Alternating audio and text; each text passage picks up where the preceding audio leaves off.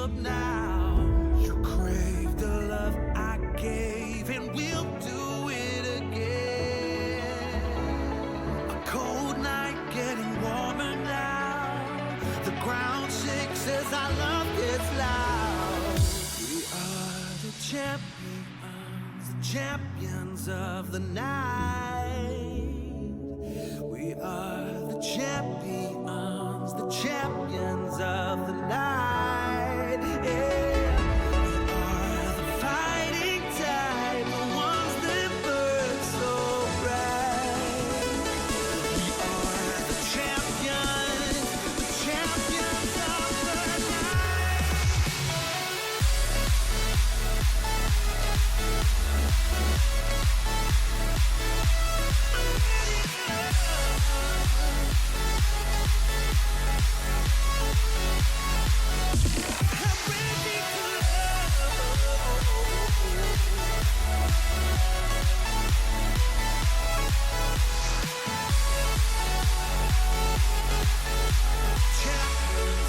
the night.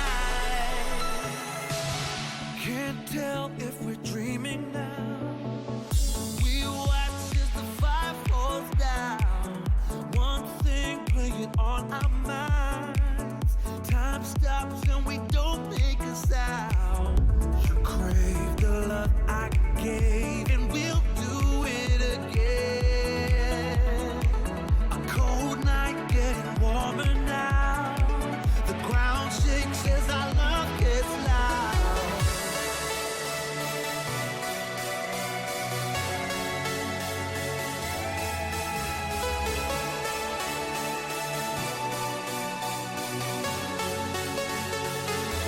I'm ready to love. We're the champions of the night. I'm ready to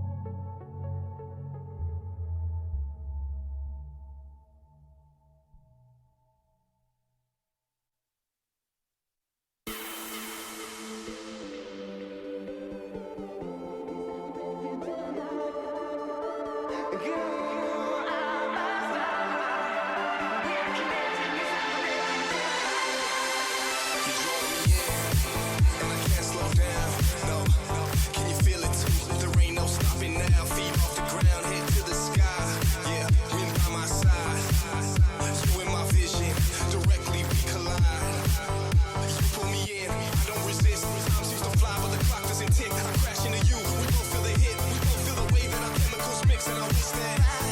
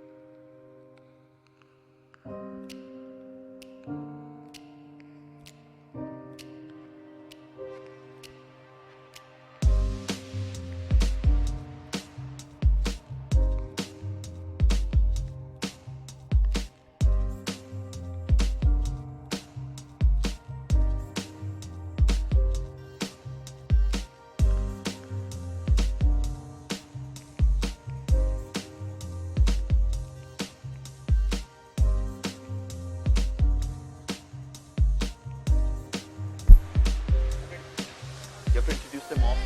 Camera. Check, check.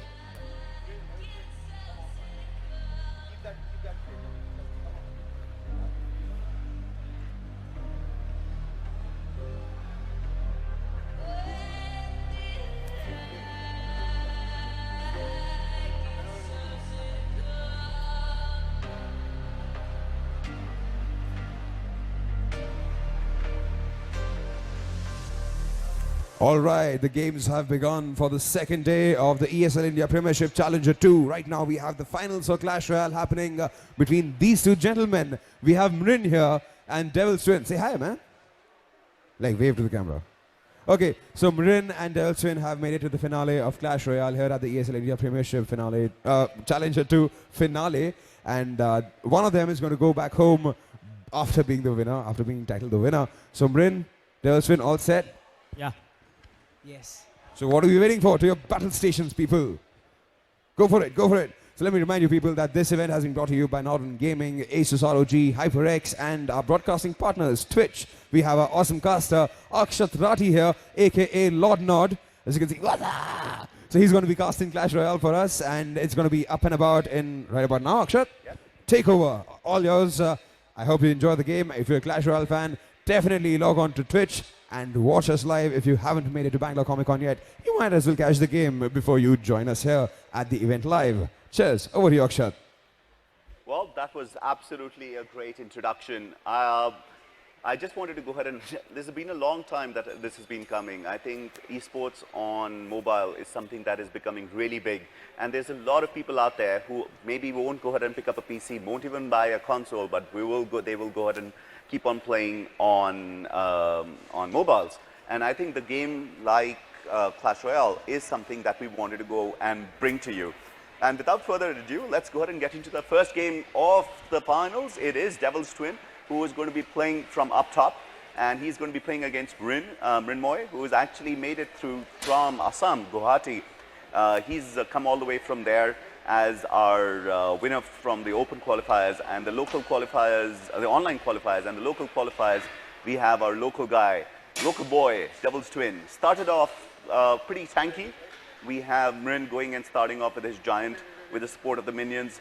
Counter with the minion, and there comes the Yeti, is what I like to call him. The boulder will go ahead and start countering him fairly fast, and we go and the game is going to be fairly even into the first minute.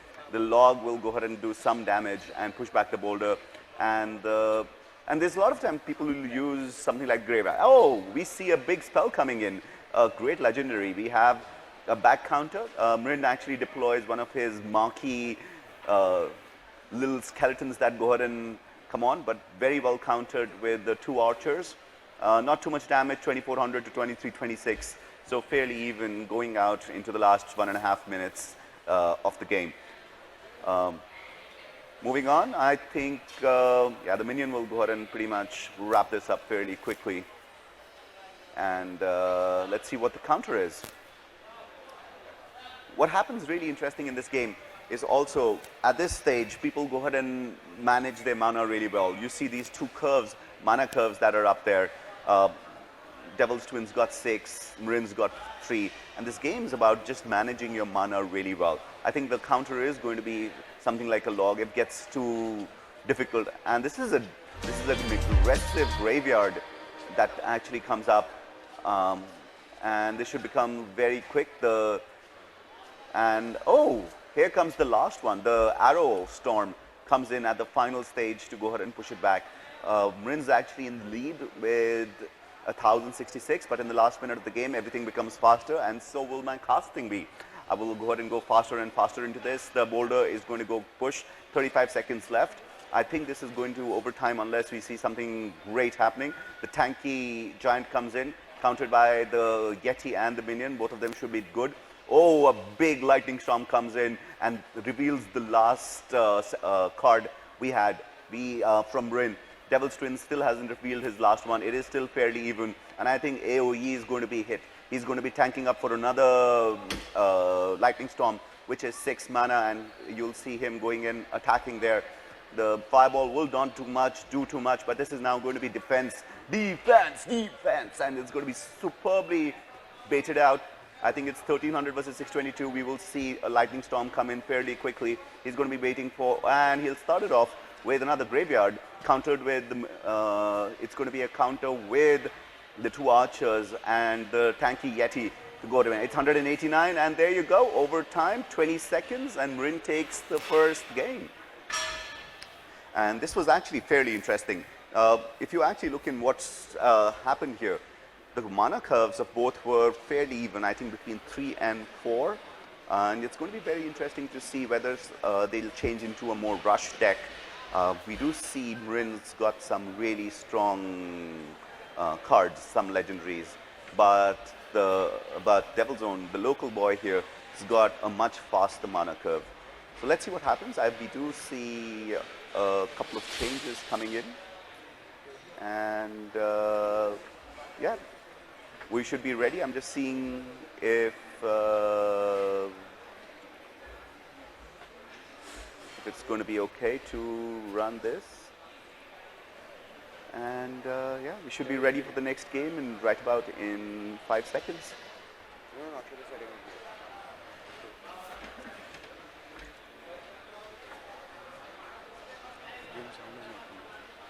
Yep. While the guys set up and go ahead and talk about the next game, let's go also talk about why this game is Clash Royale is becoming a serious contender in esports. Now, there are a lot of people who talk about the RNG and the fact that this is a little bit of luck and a little bit of pay to play, pay to buy. But what we do want to go ahead and do is game sound's not coming. So, guys, just a quick break. We need to see why the game sound's not coming in.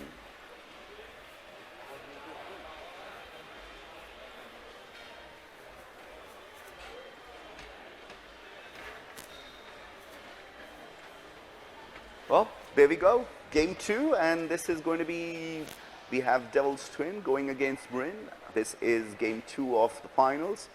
And let's see what they are. Both of them have tanked up and starts off with a minion. Some mana wasted, but starts off again with a tank up front.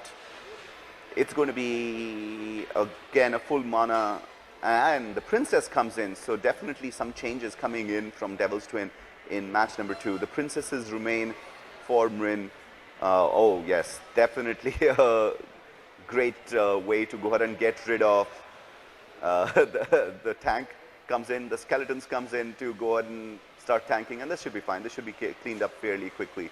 But the way it started, I think the changes that Devil's Twins put would be fairly interesting. And oh, that's a wasted arrow storm.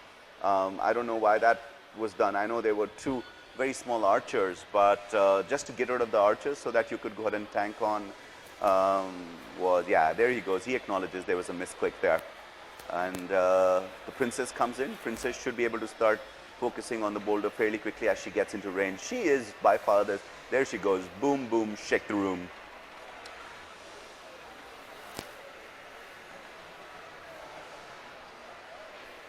Yeah, Devil's Twins started off fairly well in game number 2. Poor princess is going to be one-shotted by the minion coming in from Marin. The skeleton army, they're going to say, hey, little skeletons, you don't have shields, we do. We're going to be going and starting hitting you. 1570 to 1998. It's going to be fair. There's a couple of hits that the Hog's going to get in. Should be down to about 1,000, yeah. 778. And now let's go ahead and look what the counter is. I do believe this is going to be much better. Marin's really not changed his deck at all. Let's see how the counter is going to be. The counter looks fine. It looks absolutely fine. This should be handled fairly well. Although he is down to about 1400, the entire reveal has come in. He will keep on going and throwing fireballs and AoE just to go ahead and make sure that he is fine. The Hog comes in, probably will get one shot in. Oh, probably not. And he will survive. It's time for, and there comes the graveyard. The skeletons shall rise again.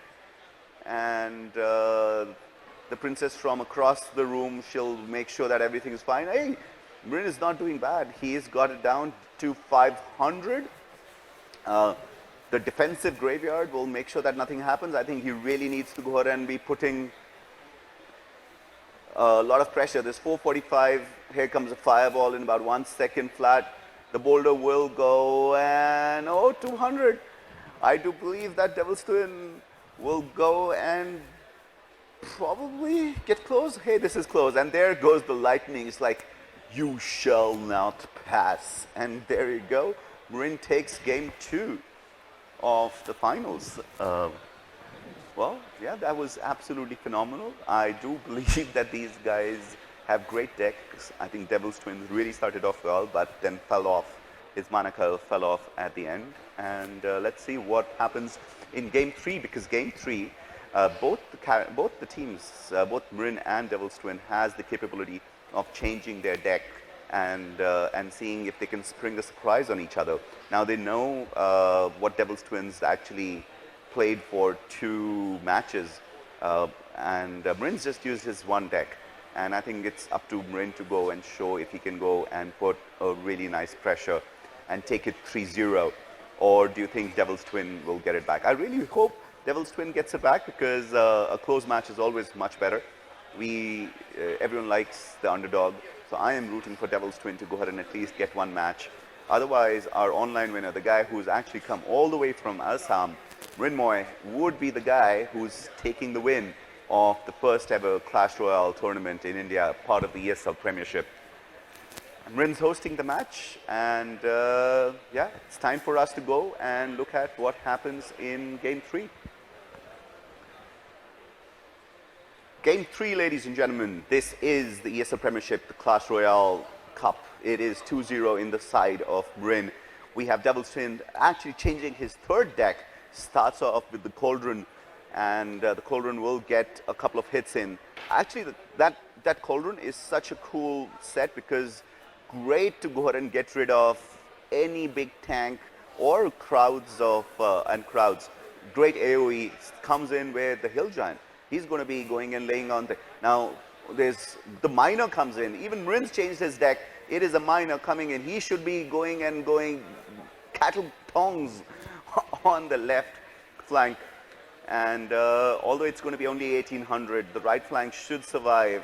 Devil's Twin starts it off a little weaker. And unless he goes and gets something on the board, the left flank is definitely going to be getting hit a lot. About 6 cards shown by Marin, 6 cards shown off by Devil's Twin right now. About 2nd minute into the game, the Crusader comes in. It's like ta ta ta ta ta ta. Cauldron defensively comes out. Couple of hits in there. He should be able to get it to half health. Yeah, but 3 hits gets into half health. Marin's got some. Marin actually does a really good job of counter playing on most character sets, and then he uses the combo, the dreaded combo of the Miners, Danger Down Below, to go and sweep through most defenses and breaks down the barriers on the left flank. The Hill Giant should definitely do well. He's got it going for himself. He's got 1800 of Marin on the right tower and 1400 of Devil's Twin on the left tower. 60 seconds gets into double time, so will I. I will go ahead and start talking fast because lots of things happen in Clash Royale. It's the mechanic which allows you to go ahead and play and talk really fast. Here comes the graveyard. He's going to keep the miner in his belt to see what happens. He's probably going to go and uses it as a secondary combo to get rid of all the little AoE characters that were there. Hill Giant will go ahead and get distracted with the Inferno Tower, the electricity, the electric wrath from up above is something that will go ahead and get wasted. The log will come in. The Crusaders being a great defense. He will go ahead and go hammer and tongs on the right flank, but let's see what actually happens out of it. This is going to be super close. Here comes the graveyard shift one more time with the minor combo. Let's see if we can go ahead and get rid of everything. It's going to be 1200 on the left flank, 900 on the right flank. This is going to be super interesting. Lightning gets actually wasted to go ahead and, Lightning's been used really successful. I think this is going to be the Devil's Twins' first win. He's fairly close. And unless this is going to be, yeah, well, I don't know where. It's too close to call. 440 on the right flank, 1100 on the left flank. This is going to be really, really close. Here comes the graveyard shift one more time. The miner has been taken care of. Arrow Storm comes in. I think they'll be wrapped up. 480 on the left flank, 447 on the right flank. And there you go.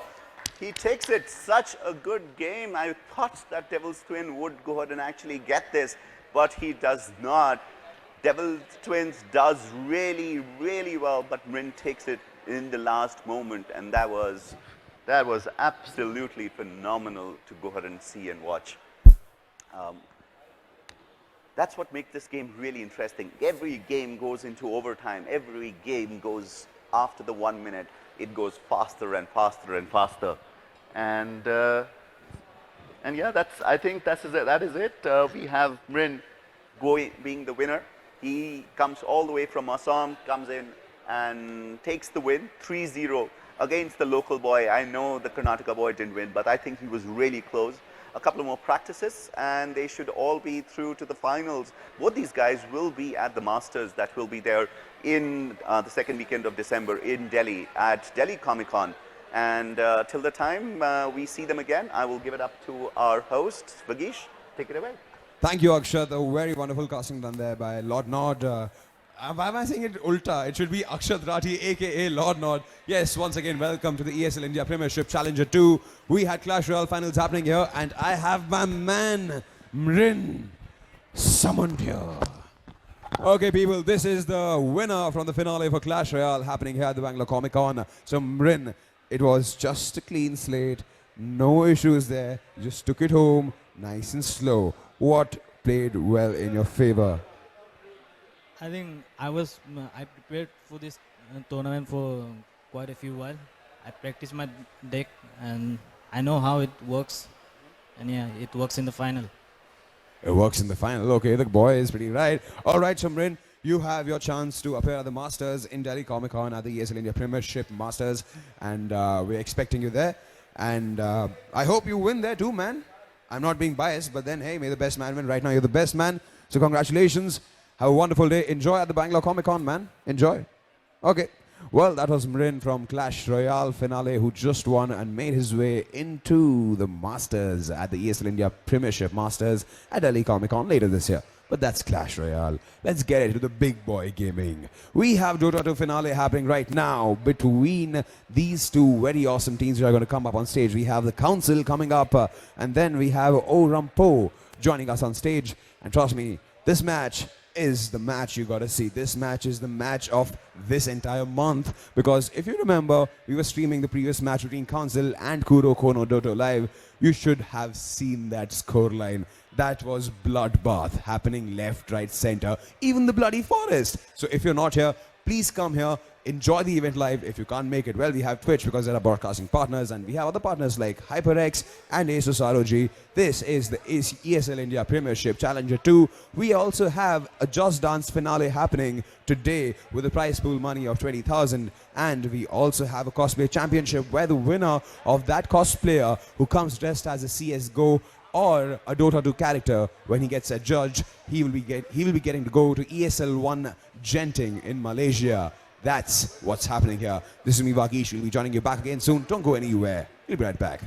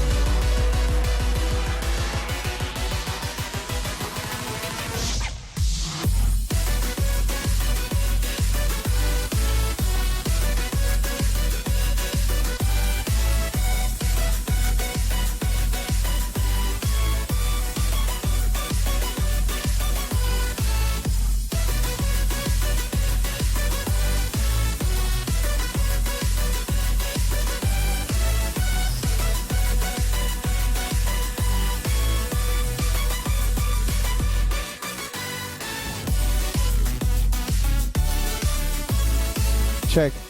Yeah.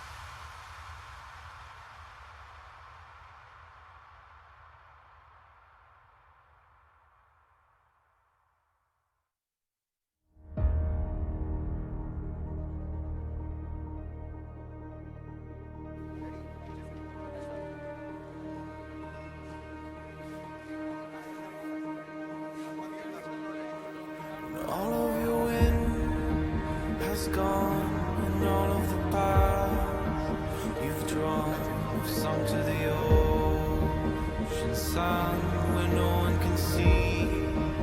You stand, don't let the dark embrace, cower the dreams you chase under the rust and blood. Don't let yourself give up.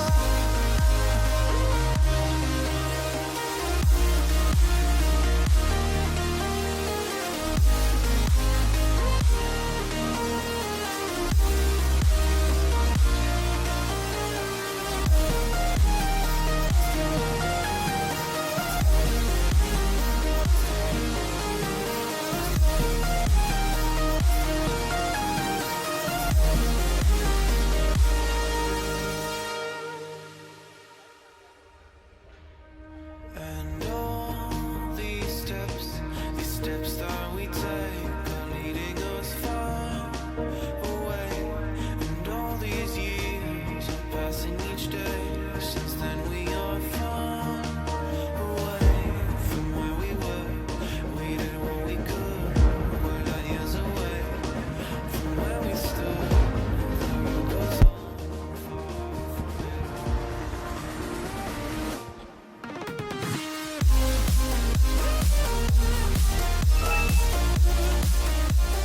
All right, we're beginning.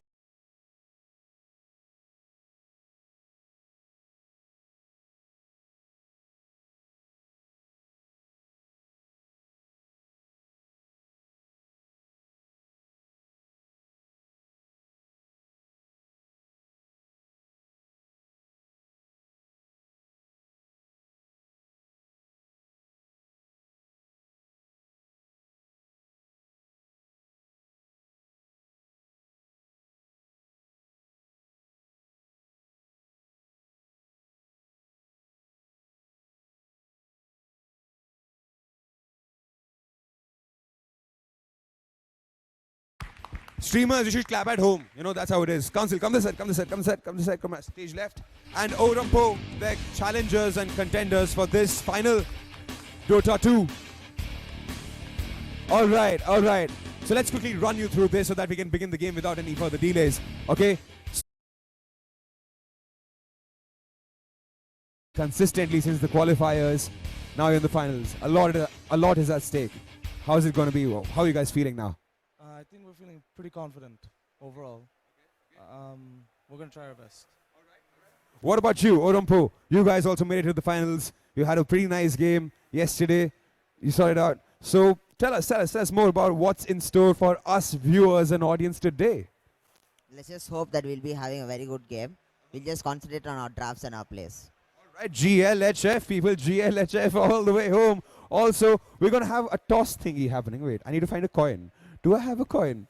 Okay, thank you government, because I cannot find a coin. The 1,000 rupees and the 500 rupee notes are very bad coins to use in such an instance. Okay, so let's flip the coin. Okay, and we'll find out what's going to happen here. Okay. Okay, we'll flip the coin. Who's calling? You? You. ORAM? Okay. Oh, my teeth. Oh, okay. Okay, it goes to the Bangladeshi team. All right, all right. All right, people, so we're going to begin match. Without any further delays, we have our awesome casters, CloudX and Vivek, also joining us for the streaming and for the benefit of the streamers at on Twitch. So, Orompo, Council, all set? Ready? GLHF people, please shake hands and go ahead, take your battle stations. The guys already like hurrying to like, oh, I need to go there, I need to play. That's what Dota does. That's what Dota does. So while they're setting up, let us bring the camera over to our awesome casters, CloudX, aka Nishant Patel, and Vivek Venkatraman, also going by the name Vivek. All right, gentlemen, while they're setting up workstation, I need to ask you quickly, Cloudy, Vivek, you guys have been there throughout the qualifiers. Right now you're sitting in the finals. You need to tell me and the viewers and everybody who's hooked on to us, tell them what makes this game special. Well, first of all, it is an India versus Bangladesh affair, so cross-country Dota happening right here in Bangalore. That's one thing I'm really looking forward to. The second thing is both teams seem very evenly matched. Orompo has had some time to do some homework on their opponents, but Dota Council, I think they've got something up their sleeves that we're going to see here. Some pocket strats coming out, I believe. All right. What about you, Vivek? Both teams play some really good Dota, and I don't think there's much of a mechanical gap. There's not an individual skill gap between them. So it's going to come down to drafts and decision making, and ultimately Dota is a game of strategy, and that's what's going to matter the most today. All right, the battle of strategies is just about to begin. Vivek, CloudX, over to you. I'm going to be signing off for now because this is a game I want to watch on the big screen we have right up here. So if you are not here at the Bangalore Comic Con, you should be here. This is Classroom 101 for Dota 2. If you want to be a pro and if you want to see us here in like next year and become a part of the ESL India Premiership Challenger, when it happens next year. Right now it's the Masters. You got to be pro for that. Signing off. Okay, thank you so much for that warm introduction. The stage is set. The toss has been won by, the Dyer getting first pick. My name is Vivek. With me is CloudX. CloudX, I don't think your mic is working. Check, mic check. No microphone, ladies and gentlemen. Okay, so you can see CloudX, but you can't hear him, and I guess you'll have to do with just that. If you can lip read, and if you can make out what that stands for, best of luck. But I'm going to take over till then. Very quickly, the council, they just managed to beat Kuroko no Doto. It was a rather one-sided affair. Kuroko no Doto, they did try their best. They picked a pudge. They picked out of the textbook, but they couldn't execute out of that same textbook. And both teams, some of the best in the world, Orompo and the council. And it's going to be a close matchup. Orompo do like that Ricky Maru. They have been doing their homework because I did get to speak to them a bit. So I'm interested to see if Chen is going to be ignored in the ban phase here. That's what I'm waiting for. I still can't talk to you. Okay, that's okay. Orompo, first ban. Are they going to take out the Chen, or have they got an answer to deal with the Chen if they do let it through? 10 seconds. Because the thing about the council is this is a far comparison, but I think they're a bit like Wings. They pick their own meta and they execute their own meta. They don't care about Shadow Demon. They don't care about Luna. They're not fans of Cancer. They've defeated Cancer with their own lineup that they bring to the table. So first ban for Orompo, they're weighing their options. Do we ban something like the Shadow Demon, or do we go for more targeted bans like maybe the Visage, maybe the Chen, or maybe even the Slada, which Closer did play to great effect earlier today versus Kuroko no Doto. Those two man crushes, and I was right about this. The Slada is going to be the ban from Orompo. Now, the question here is, have the council done a bit of their own homework? Are they going to ban out strong picks that Orompo like to sit with, like the Sand King, like the Ricky Maru? But Vivek, I think I am finally joining you. Okay. I'm not sure. I'm not sure either. Yeah, I'm definitely joining you. Yep. So yeah, we do have the Chen ban coming out. Orompo getting rid of that. We kind of called it. You kind of called it rather. I'm still not a fan of this. I think it's okay to give up the Chen to the council. I mean, yeah, it might fall straight into their comfort zone, but there's plenty of ways to deal with an out-of-meta hero today. Right. It's more of how do you approach a team which has comfort picks? Do you let them take their comfort picks and deal with it? Or do you just ban it and not have to worry about execution? So by just banning out the go-to heroes for the council, you're forcing the council to execute drafts and heroes that they're not comfortable with. While Orampo still get heroes that they're comfortable with, like the Sand King. So effectively, Orampo has started out the draft on a positive note, in my opinion. Yeah, I do like the Sand King opening pick coming out from Orampo. It's something that's been ignored for the most part in this tournament. The council, meanwhile, going with, they've got 2 minutes on the clock here. Lots of time to take the next decision on these next 2 picks. We've seen them run the Skyrath Mage. We know that they love the Lion, but they'll open with the Juggernaut, and let's see what they supplement it with. Right, I'm going to call this a bit of a problem here. The council do like running dual lanes. They usually run an offensive dual lane, and the safe lane carry is left with the support. Usually, in most cases, it's Winner Lion. Now, what's going to be happening here is Sand King can go into the lane, and with Caustic, he can very well contest Juggernaut +1, and it's going to be Juggernaut plus Lion. So, council, they're going with what works for them, but I fear this is not the situation. I think that when there's a Sand King, you immediately should ideally respond with something like a ranged core hero, especially when you're running dual lanes. And this is when dual lanes are going to be a problem, CloudX. Yeah, I agree with you. Omni Knight is one of the better dual lane components. With the Sand King, Orampo, they've got themselves a decent dual lane, but I still believe this is going to be a straight up tri lane coming out from Orampo. The council, if they do choose to run their dual lanes, they can punish. Omni Knight, not the best at playing offensively, good at keeping their supports alive, but we will have to wait and see if this is geared towards keeping their middle laner alive. Most of the teams in the south that we've watched, they do put a lot of priority or farm priority on their middle laner. And I do think Orampo follows a similar suit. They've chosen to ban the Visage as well, so they are clearly going up against Orampo. Or rather going up against what Council has in store for them. Right. And CloudX, I just want to point it out. I'm not a fan of this. I don't think Council should be running dual lanes. Sand King can get away with a lot versus a Juggernaut and a Lion. I think this is the way you adapt and you run the traditional defensive tri lane. Yeah, this is I'm not on a board game with for that. dual lanes. That said, you never know. They're going to pull out something wacky like the Undying Warlock as a dual lane. I don't think anyone stands a chance in the face of that. I mean, if they could always run the Juggernaut and the Lion on the offensive side of the map and then put farm priority on that Undying for the first 10 minutes, then swap things up again. Right. Orampo, meanwhile, they've got a ban on the board here. They know that the council likes to pick the Undying. I think that should be their ban here. 5 seconds remaining. I still think you ban something meta here. Let the Undying slip through. Ban the draw. Not a fan. Not a fan of the Draw Ranger here for the council. They've gone greedy with the Juggernaut already. If they pick the Draw Ranger, it's... So Juggernaut's not a hero that exactly dominates his own lane. He does fine. You put in... There's no OD in this particular game, but he's one of those heroes that can deal with more of the meta mids at the moment.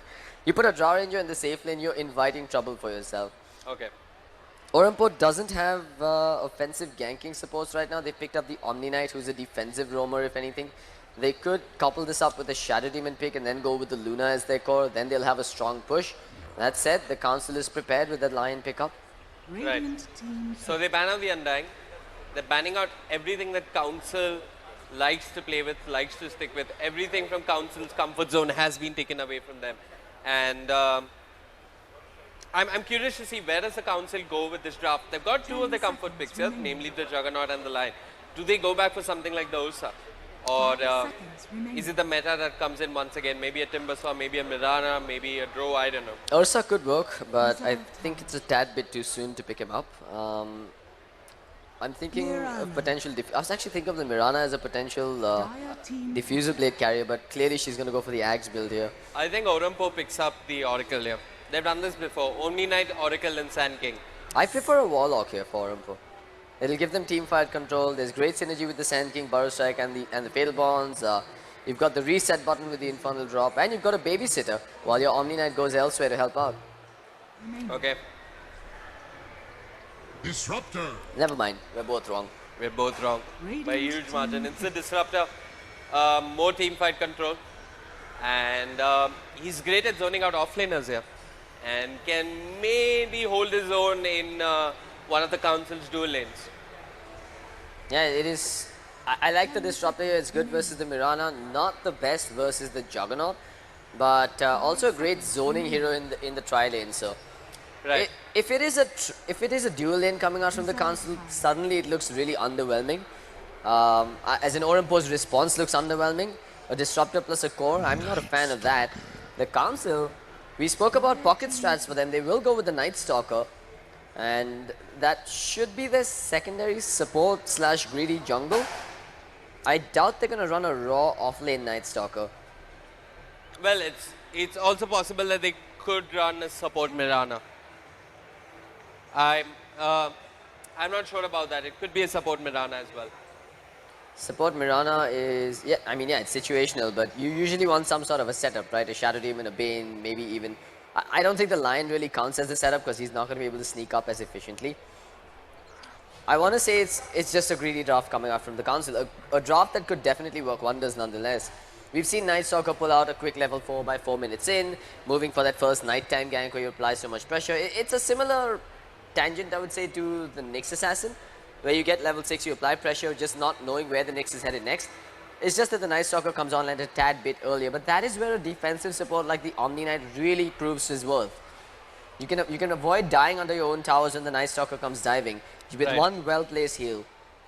Well, Orampo, they're missing a core right now, and options are aplenty. Slark in the pool, Sven in the pool as well. Both heroes that they like to pick up. Draw Ranger, still there. Oh, you don't want to go Draw Ranger versus this. Yeah, because the Night Stalker just dives you, and then Night what do you do? Stalker, Mirana, both really efficient at closing the gap and disabling that marksmanship. It's an anti-mage. I'm loving this one. I mean, Night Stalker does apply a lot of pressure on the anti-mage in the early game, but he could always change gears and go for the Vanguard build, starting off with the Vanguard into the Yasha, and then maybe coming back for the Battle Fury. And then you just use the anti-mage as bait. You basically bait the Night Stalker to come into you, try and make a play. Anti-mage is a lot tankier than meets the eye, and you turn it around with a Sand King TP. In theory, it sounds great for Orampo, but execution is a whole other ball game that the council seem to have on point. Right, so Orampo, they're missing something for the mid lane, and a lot of options have been taken away. What remains? TA still in the pool? Yeah, Templar Assassin, Timbersaw, Puck. Puck is actually pretty good here. The For control. Orampo? No, for the council actually. Okay. I'm thinking a core Juggernaut and then the council runs the Puck at mid. You got control to deal with that anti-mage and other silence to So you're stop him thinking in it's his a track. support Mirana? Yeah, now that I mention it, it does look like now that you mention it, it looks like a support Mirana and then a Night Stalker on the off lane. With lots of versatility. Let's just boil it down as that for the council. But if that is a mid Mirana, then we're probably looking for an off laner here. Assuming that's a support Night Stalker. I in mean, which let's case, think like the council, right? Then they've not run a solo off lane in any of the games here at the LAN. So it's probably going to be a dual lane with the Night Stalker. To my knowledge of what we've seen so far. And the council, they're thinking, what is it that they can couple up with the Night Stalker? so as a maybe something defensive, maybe a Dazzle, maybe Oracle? okay, so three heroes that got completely ignored here, the Oracle, the Ogre Magi and the Bat Rider. All very viable options for the council depending on whether they want to do a solo off lane, aka Bat Rider, or you want to run dual lanes with the Night Stalker. I think Orampo can still pick up the Bat Rider if they want to. Then who goes mid? Okay, the Bat goes mid, Sand King off lane. It could work. But a Bat versus Juggernaut, Blade Fury gets rid of the sticky napalm stacks. You really want to do that? I mean, we don't know who's coming with from the council, and knowing the council, they do like to prioritize farm on the Juggernaut. They've been sending him to the conventional safe lane. They haven't laned him mid. That's not to say that they can't, but Orampo round up the draft with the Templar Assassin. Just pick the Viper and get it over with. There's no moral compass when you're in the grand finals of the ESL India Premiership. Just pick the Viper, give the Templar Assassin a hard time, get your early mechanism on top of that, and cause all sorts of havoc. 10 seconds remaining. Well, Orampo's lineup, I don't see the control for that Templar Assassin for the council. Now they'll round it out with an Ember Spirit. Okay then. Ember versus Templar. A matchup that could go either way. It is going to boil down to the rotations from the Night Stalker in the first night time and the defense from the Omni Knight when the Night Stalker comes knocking. I think Ember might just come out on top here. I mean, so Ember's good at taking down the refraction charges, but Templar's got a truck ton of physical damage with the refraction, which goes straight through the Ember's flame guard. So I'm not too sure how this matchup goes. It really does boil down to minute things like the initial block, minute things like support rotations in the first few levels, and of course the slope wards. Do you think an early point in Meld has value here for Incognito? A lot of value indeed. An early point in the sense you don't skip it altogether, you just get 1 point and leave it at that. Yeah. Because armor reduction versus the Ember, who's got magic damage resistance, it's a no-brainer. 5 seconds remaining. So it's a closer Mirana. That means we're seeing an off-lane Mirana here. Right. I mean, you're saying off lane, but I think Council are going to run a dual lane here. Okay, so folks, for those of you just tuning in, this is the ESL India Premiership Challenger Cup number 2. We've got ORAM facing off with the Council all the way from Bangladesh. My name is Vivek. With me is CloudX, and let's run through the teams. All right. So from Bangladesh. Before we go any further, huge shout out to the guys for making the journey here to India. We welcome them with open arms, and we're quite impressed with what they've brought to the table here in the Dota 2 space. Animal going to be handling the line. You've got Night Stalker played by Jin.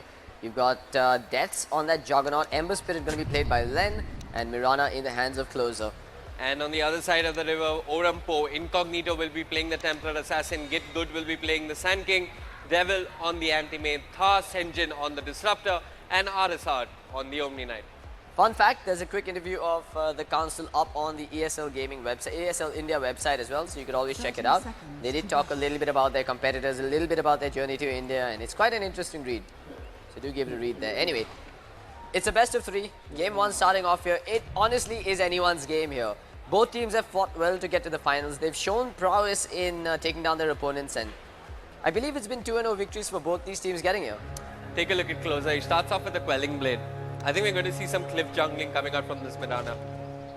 Cliff jungling Mirana. Oh man, it's been an age and a half since we've seen this, but yeah, she clearly has no intention of staying in the lane for long. Yeah, so taking a look at the Mirana, I think it's not going to be a dual lane. She's poised with 3 clarities, probably to get as many neutrals as she can with that arrow of hers. Anyway, back at bottom side, you've got Deaths on that Juggernaut with his Quelling Blade online. Animal, meanwhile, going to be backing him up. This is... I mean, there is kill potential here. On the Omni Knight, if anything, you stun him, you Blade Fury him and try and finish him off. If you can connect an arrow on top of it with a rotation from the Mirana, it's great. But all in all, I think ORAM will be cushy here for the most part. It is also a melee core with just 1 support backing him up for the time being. Jin is just sitting in the jungle. ORAM can exploit this very easily and go blow for blow and even come out on top here. However, Get Good chose to go for the first point in the Burrow Strike as opposed to the Caustic Finale. This could cause some problems. Right. Closer, still jungling. He's up to level 2 now. And Disruptor does have a sense of this. He's trying to drop the Aggressive Observer on the cliff, probably to get vision of Closer's movements. If he moves into the Radiant jungle, he will have an idea of what's going on the side of the council. Meanwhile, Closer, he's up level 2 himself, has been firing off those arrows to bring down the neutrals. It's now they've spotted out these shenanigans. I would assume that the Disruptor goes and blocks out the camp with his sentry. Because it's such a greedy lineup. Mirana can't stay in the lane. She has to rely on this camp here. Night Stalker can't go in the lane either. He has to rely on his jungle. You block out one of these 2 camps, you're essentially forcing the Mirana and the Night Stalker to share this general space here. The right move from OP is to block this camp and go harass the Mirana inside the jungle or harass the Night Stalker in the jungle. Absolutely. Quick look at the CS. The TA and the Ember are going toe-to-toe. Flame Guard being a nuisance for Incognito, but Anti-Mage uncontested in the safe lane. And this could spell trouble for the Council if they take this lane. They're going in with the Burrow Strike. Purifications there as well. Lots of damage dished out. That Earth Spike won't make a difference. The slows coming in from the Caustic Finale. It looks like it's going to be first blood towards ORAM. Get Good. Puts his team on the board. While Deaths hangs around here hoping for any sort of reprise. He's not going to get it. Gets Burrow Striked up again. They'll force out a Blade Fury and put him a little low on mana. Yeah, I'm not sure if RSR on the Omni Knight was sitting on a mango or not, because possibly a delayed reaction there. He's also got a double damage rune at mid, so Len can push out this creep wave efficiently, forcing the Templar Assassin under her tier 1 tower to contest farm. Wow, Len, that's a little too ballsy. He takes 2 tower attacks along with 1 hit from the TA there. That was not the play from him. He's going to have to blow through his tangos now. Meanwhile, RSR doing his thing, stacking up for the TA. Missed on that stack, however. Yeah. He's going into the jungle. Top Probably lane, closer in a bit of trouble himself. The glimpse no longer available, but he's got no more mana to get out of this. They pincer trapped him, body blocked him, old school Warcraft style, but he just chews through a tree, walks away, but doesn't get too far. Devil follows him behind with the blink and gets the kill. 2-0, ORAM taking the lead now. Yeah, the laning phase isn't really working out for TC. The Sand King and the Omni Knight have enough burst to bring down the line. Juggernaut takes a significant amount of damage as well with the Caustic. TC, they're not winning this bot lane as convincingly as they should be. While Mirana, she's been sent back to the jungle. She tried to lead some EXP in the lane, but she couldn't get much done. However, the mid lane matchup is sort of favorable mid lane. The chains, catch the Templar Assassin, Refraction, burn through, Fairy Fire, Incognito gets the kill. Yeah, that was well baited by him. He just waited till the Ember Spirit came up with the Flame Guard. Then he popped the Refraction, tanking some of the damage as well. Then fires away with the Melded. But Jin, it's nighttime and the Boogeyman has come knocking. Incognito, he's prepared. Jin is prepared with the dust. There's no way for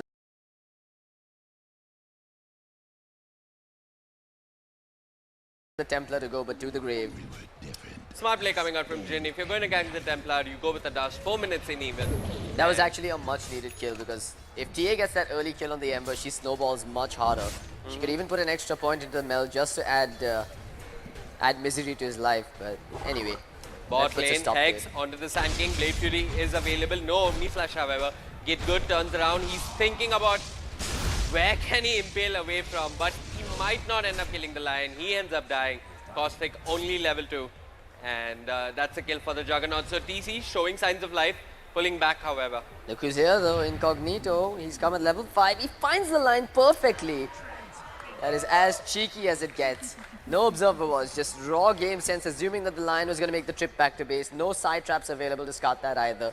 That makes his rotation well worth his while RSR will get some EXP on this lane as well. Yeah, Incognito's not done with his rotation. He wants more. He moves in for the Juggernaut, but Get Good out of range. It's only a level 3 impale. How does he have the nads to do this? There's a Night Stalker at night time, and there's a Templar Assassin just waltzing down to the bottom lane scoring kills. He should be fearing for his life right now, staying behind his tower. Yeah, probably because Jin showed himself up in the top lane. Closer not having a good time. He's got the Aquila, however. 5 minutes in, so not too shabby. Night Stalker thinking about the mid lane. He's got a Dust of Appearance if he needs to use it. The TP supports may not be able to come in. RSR doesn't have a TP, no boots as well. There comes the nuke. Incognito pops the Refraction, turns around. Here comes the TP. It's the Disruptor, but the Templar Assassin will fall. And it looks like it's the Ember Spirit falling down as well. The Disruptor dies. RSR, he's not done. He's got 1 point in the passive, but Jin will exit for the time being. A 1-for-2 trade. I think TC might just be happy with that one. Yeah, I think they definitely will. It's a nighttime kill for the Night Stalker. The Templar dies once more. The Disruptor dies alongside him. Night Stalker gets the bonus EXP, the solo EXP from that kill on the Disruptor. And it's just about to fade off as night is coming to an end. This is when he'll jump back into the jungle with that Iron Talon. Hope to get level 6, maybe make one more play during the daytime to shave off some seconds from daylight. And then go back to farming. Top lane, Devil jumps in onto closer. Just trading a bit of Harris, making life difficult for this off-lane Mirana. It looks like it will be a Battle Fury rush on Devil. He's up to 3,300 net worth and he's even chosen to finish up the Poor Man Shield up against the Mirana. So no, not really efficient to go back for the Vanguard from here. Just go forward with the Battle Fury and then build towards the standard Yasha Manta build. Ooh, bot lane, Get Good. He's got the Impale, but he's been X'd up. There's a Night Stalker in the back, a 2-man Impale. Get Good, Void onto him, Blade Fury as well. But look at Omni Knight, he's TP'd out of there. Left his Sand King to die, and he will die indeed. Jin on a killing spree, 7 minutes in. Man, he has made the most of this nighttime, just dominating the map, applying so much pressure, stunting the vision with that with the nighttime kicking in, and they're going to get another one. It made Templar getting run down land. He's burned through the Refraction. Night Stalker. Man, this is what we in India like to call Paisa Vasool for his nighttime, man. What is this? 3-0 and 2. He's up to level 6, 7 minutes in. He's keeping pace as if he were a jungle axe. Yeah, he's had a great start. His rotations have been on point, and OP not respecting what a Night Stalker can bring to the table. Not warding defensively enough to scout out these rotations. They have no vision right now on the map. 7 minutes, 8 minutes in. While there is one mid bot, however. and one ward at the top road. Well, however, Orampo will be able to pull back here. They have the stacks available for Incognito to go and clean up on. He needs the Ring of Aquila and the treads though before he can attempt to take these down. That should allow them to stem the bleeding, because right now the Ember Spirit has a good 500 net worth over and above that TA. They have popped a Moonlight Shadow, but I believe that was the defensive one used to secure the Ember's retreat. Yeah, I was not sure what that Moonlight Shadow was all about. It looked like Closer wanted to get a gang going, but nobody made any significant map movement. Devil jumps in out of the glimpse range. Task Engine trying to find the angle, but it's a level 2 glimpse, and now he turns around. There is an immediate glimpse. It does nothing. Hex onto the Disruptor. The Void comes out as well. It's a kill for Closer. The offlane Mirana, they're not done. They've silenced up the Anti-Mage. Anti-Mage, he's got the blink ready. RSR. Okay. Oh, meanwhile, Len actually got a solo kill at mid on the Templar Assassin. The Council just coming out, all guns blazing. That was such a well-placed, well-done maneuver coming out from Jin. He stood in the trees here. They used the Mirana as bait, and the moment the Anti-Mage blinked forward was the moment for them to shine. Jin, happy to tank up a few hits here. He has used the False Night courtesy Darkness as well. So it is still stunted vision coming out for Orampo. However, Sand King, he's been keeping pace so far. He's had a good 36 last hits at the moment. Lion's getting some EXP as well, so his Finger of Death will be coming online quickly. But Templar, she knows that she's been shut down pretty hard and needs to go back to clean up on the stack. And with the maxed out refraction and phase boots, I think she can get the job done. Anyway, top lane Anti-Mage jumped in onto the Mirana. The glimpse was expended. Now level 3, and OP Devil and Task Engine secure the kill on close-up. Yeah, this is a problem for the Council, because all of the while they've created a lot of space across the map, they're yet to score a single kill on the Anti-Mage. This is a greedy Anti-Mage that's going to accelerate his farm rate the moment he gets that Battle Fury. So you want to shut him down at least once before he does get it. And at this pace, he looks like he's going to get it by 15 minutes. Quick look at the network graph.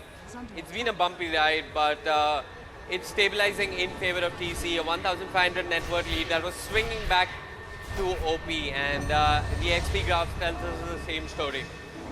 Yeah, it looks like OP is still going to take a significant lead in terms of net worth, because the Templar is still busy cleaning up on the stacks, while Sand King comes in to slow down Len and his Ember Spirit. Oh, they cancelled the TP on the Ember Spirit, who was going up there to help out Closer. But the Moonlight Shadow will keep him alive. But Sand King's now duking it out with Len. Len jumps forward to the Fire Remnants and scores yet another solo kill. That's not the play coming out from Orampo. They wanted to slow down the Sand King's farm, while Incognito got the burst of money. But we talked about the Anti-Mage's Battle Fury. Len might get one quickly himself. Yeah, he's completed his drums off that last kill, and well, he's had a great start. He's snowballing bit by bit. Every advantage he's got into the mid lane, he's turning it into something significant, something bigger. And bit by bit, Len is shutting down this Templar Assassin in the mid lane, who's forced back into the jungle, just sitting with a phase of Wraithband and a Blightstone in a stash. Yeah, she's struggling to catch up here. She's at least pulled ahead of the off-lane Mirana, but that's really not saying much when you've got an Ember Spirit at 5.1k net worth. The clear victor in all of this, however, has been that Anti-Mage. His Battle Fury, pretty much online now, just one component to go, and he's even got Power Treads to boot with it. Jin, well, he has expended the Darkness for the second time this game, thus shaving off some time from the daytime again, and applying pressure on Orampo.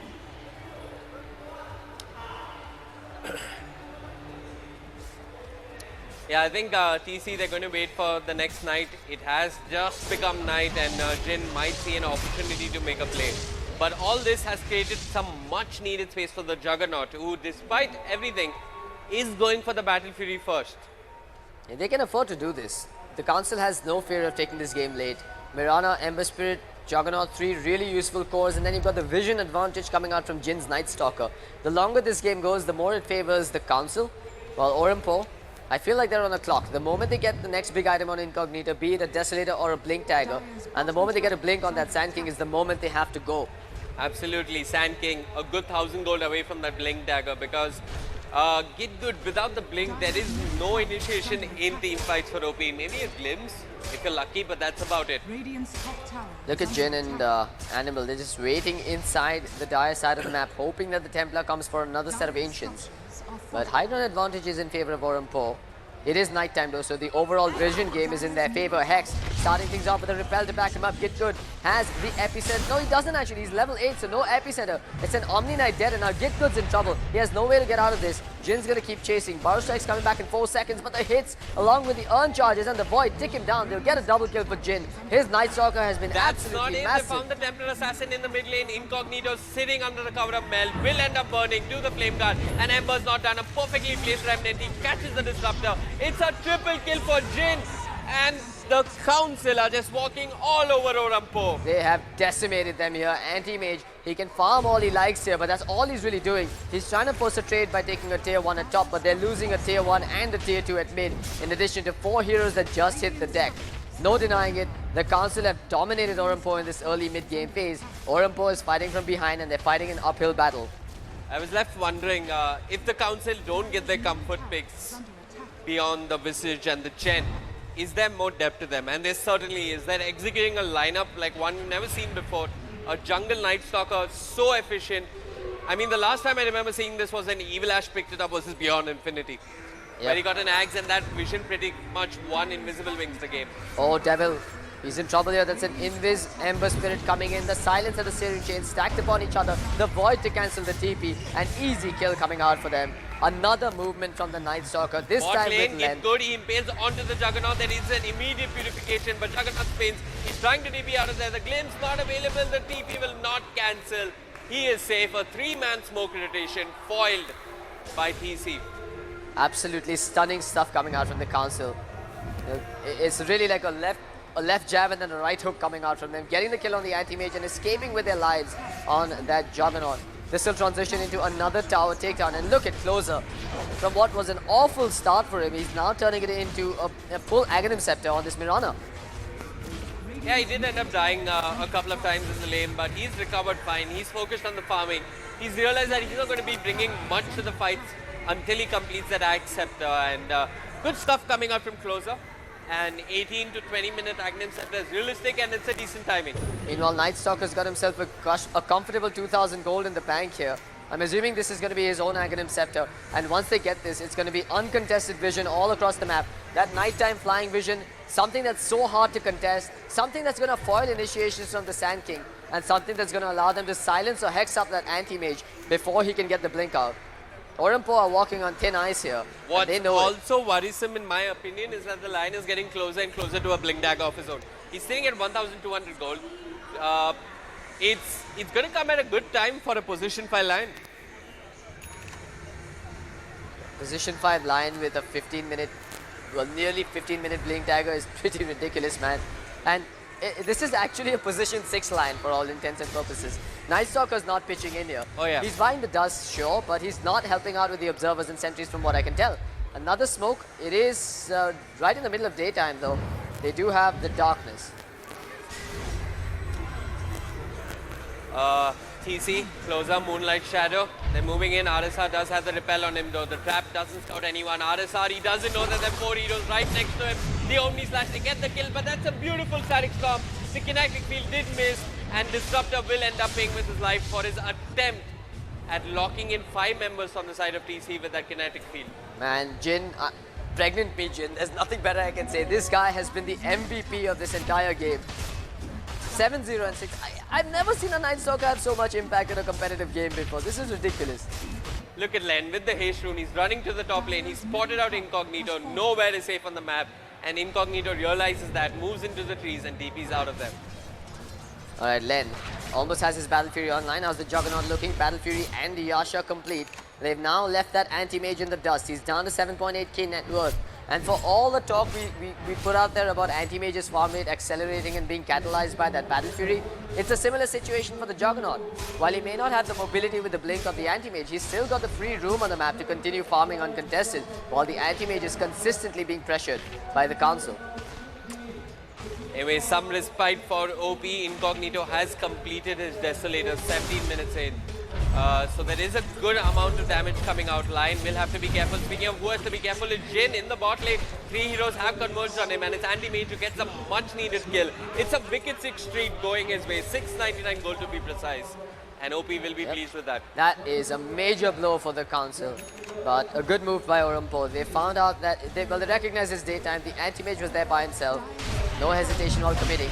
And they're going to try and take an objective. The Desolator coming out, fresh, brand spanking new one on the Templar Assassin. They'll bring down Roshan. Slow and steady though. However, it looks like the council want to contest. They are going to fire the arrow into the pit, and they will know about this. I could have hit Roshan with my eyes closed. Incognito, not sure whether he moves back into the pit or moves back out elsewhere. Sand King has found the line. Sand King hexed up. Impale will follow closer. Jumps in. One starfall. Oh. In fact, make that two. He's got the axe scepter complete. He will dodge the arrow, however. And Juggernaut Blade Fury is defensively out of there. The Static Storm was expended in the midst of all that. OP not sure if they can take the fight or do they just retreat. It is daytime. Moonlight Shadow has been popped. The side trap may have spotted that out. But either which way is OP are retreating. There's And no the real council- rush here for the council. They can just calm down, get the Aghanim Scepter and Jin, and wait for the next night time. Both are going to sync up almost simultaneously. But they want more. They're going to go for the Roshan. They should get this. Orompo, no Static Storm to work with. However, they are going to try and contest anyway. Yeah, Sand King has his blink. There is a good chance that an epicenter might just come in. Oh, the arrow finds the disruptor. Steering chains on two as well. The hex comes out. He's trying to line up a two-man Earth Spike. Doesn't get it on the disruptor, but gets it on the Omni Knight anyway. With the Templar Assassin now straggling around, trying to make a run for it. She's being run down with the Flame Guard, and that should be her death. She's rooted and demolished. Len with the double. They're going to go back for what they started. Well, they already done it. And Aegis has been picked up by the Juggernaut. Well, game one, it's been an absolute landslide in favor of the council. Cloudex, I want to ask you, how do OP come back into this? You basically put your hopes on the anti-mage. He's still on top of the net worth chart, so he has been farming efficiently. But the problem is he's unable to actually push out the waves until he gets his Manta style for fear of being locked down with the silence. Look at this. Len just walks up to him and starts duking it out, but Len has made a mistake here. Devil has the Mana Void and could consider blowing him up, but he chooses to run. He's not aware of backup being unavailable here for Len. Mind games coming out from the Ember Spirit. He just bullies the hell out of the anti-mage and sends him away. What's worrisome here for OP is that Jin has completed that accept of his. And that unobstructed vision during the night time is really going to hurt OP's initiation, especially when Sand King wants to start things off with an epicenter. Yep, it is. Well, the night time has kicked in already. 7 PM to be precise by game time. OP, look at this. They are just panicking at this point. Casual repels being put down on the anti-mage. He's put 1 point into the spell shield. A couple more might actually help his case here if he's planning to stay alive much longer. But the council immediately start to put on their fighting face here. They are grouping up, but Death is here by himself. He gets hit with a burst strike. The damage from the TA. They will get the kill. It's the Aegis that's been triggered, and there's no tier 1 tower to TP to. That might be a secondary death, but it looks like they'll let him go.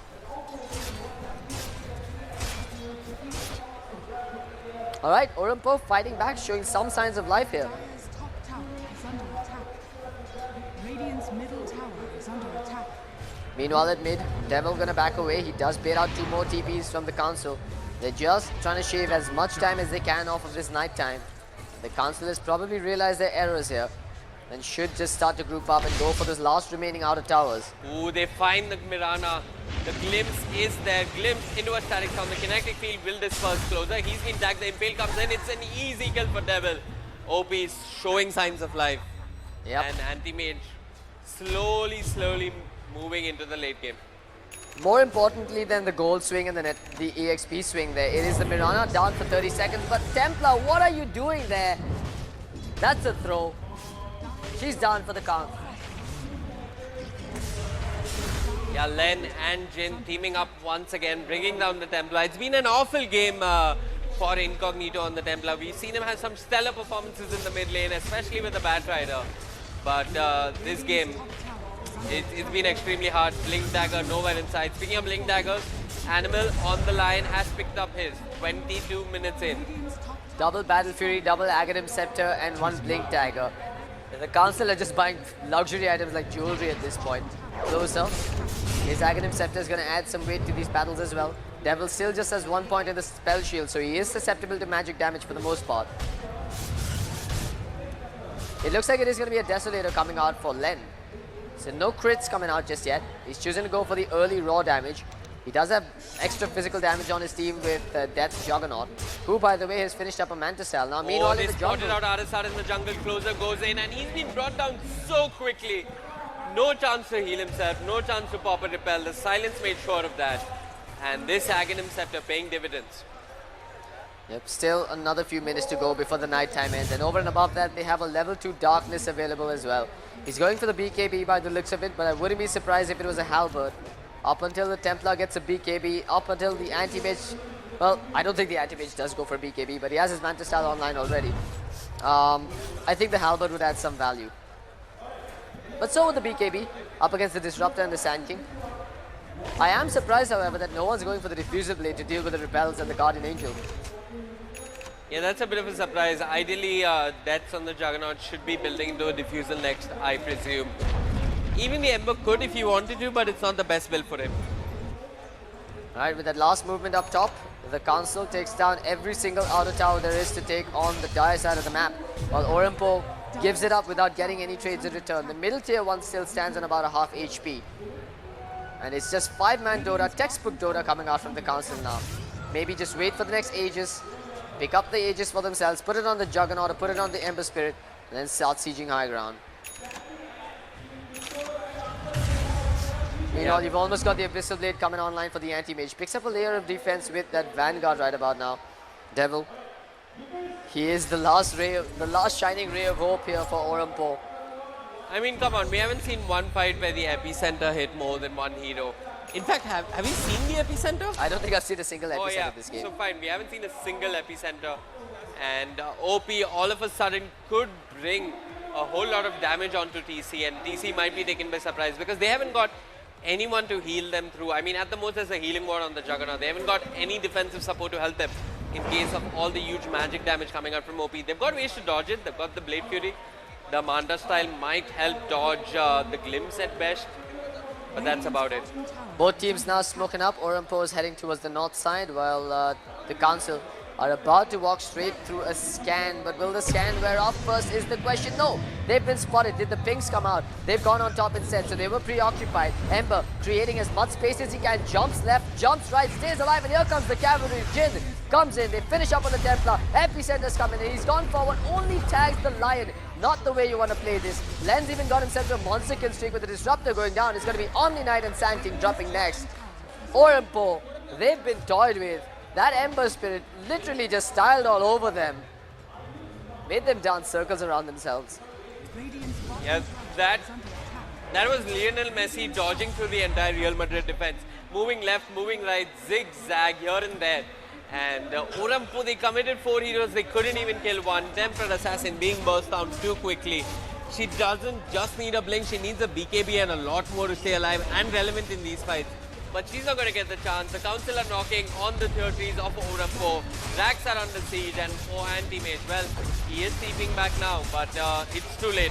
I think Anti-Mage has to come in. They tagged him with the arrow, and they're going in. The battle cry has been sung as well. Back in the boots, by the way. Repel saves the Anti-Mage. Mirana not going to be as fortunate. She ends up ticking down. That was overcommitment, however. They are still going to work here.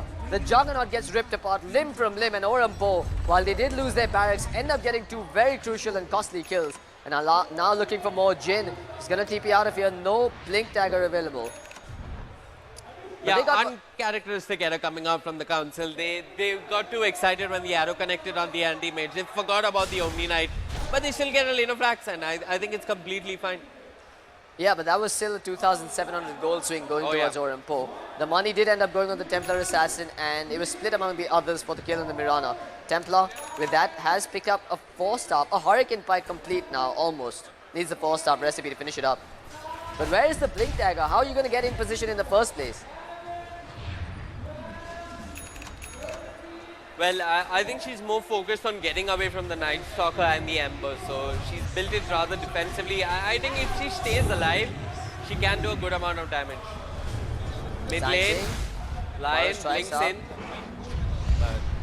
Okay, closer goes in with the arrow. It's not going to connect on anyone. A zoning out kinetic field. Moonlight Shadow popped even, and I think TC will retreat for now. Yeah, that was wishful thinking there from the Council. That early blink from the Lion helped him to get in position only close enough to watch the Sand King Burrow strike away. This is where it starts getting tough with the Council as well. While they might have that one lane of barracks, they're now contending with an anti-mage, with a basher, almost a full Abyssal Blade, and a Templar who's going to have a repel and a Hurricane Pike upon her. She's got enough damage to tear straight through the Ember Spirit should he get caught out without Fire Remnants. She's got enough damage to bring down the Mirana as well. So the Council's going to have to be cautious about how they breach high ground. Jin with that gem, picking out OP's ward. It's been taken away. Right now, all OP have is that one ward in the mid lane. The map looks mighty dark to them while Jin sees everything at night. Closer has completed that blink. He's got his BOTs as well. It's a Hurricane Pike complete on the TA. Some survivability, but is it enough? Ember, how's he doing in terms of items? He's gone back for the crit after completing up that Desolator. Oh man, he hits like such a truck at the moment, but he doesn't have enough mobility to stay alive if they do latch him down. He probably needs a BKB this game because the biggest threats to his life are the Sand King and the Disruptor, where their silences and lockdowns. Right. But yeah, as of now, if he can stay back from the fights and come in after his allies have jumped in, he's just going to rip Orampo to shreds. So we were speaking about the Diffusal. It looks like Juggernaut doesn't even care about the Guardian Angel. He's gone back straight for the Basher. He's got a Skull Basher complete. He's got something flying out to him in the Courier. What? Is he going for an Axe Scepter? Yeah, it looks like he is. I can't agree with this choice. I absolutely cannot agree with that choice with an Aghanim Scepter. But maybe it's just a Blade of Alacrity. It's just a Blade of Alacrity. I hope it's a Diffusal Blade after this. Yeah. Alright, the game plan here from the Council, wait for the next Aegis, take it and then breach high ground. They've already got one lane of creeps that will push in consistently. However, with the Anti-Mage and the Sand King, they can continue to push it out efficiently as well. Orampo are now playing base defense here. He's got to keep their structures alive till they can get fat enough to take team fights successfully. Look at this Anti-Mage on the top lane. He's afraid to go push a lane all by himself. That's why he has Aris Hat on the Omni Knight hanging around behind him. It would be rather unfortunate if the Council came to gang the Anti-Mage and the Omni Knight ended up dying, because I'm going to drop the buyback status here. No one other than the TA on the side of Orampo has buyback to work with. Yeah, the Templar probably better off spending that money to try and get some firepower or mobility in the form of that Blink Dagger. I don't think the Hurricane Pike is enough to keep her life safe in her hands for now. But here we go. Roshan is back. Orampo, if they have if they ever wanted an opportunity to contest it, now is the time, because Devil is split pushing top. All they've got to do is get nearby and slow this down, but it's so difficult. But the Night Stalker sees everything courtesy Flying Vision. Look at his vision. This is ridiculous.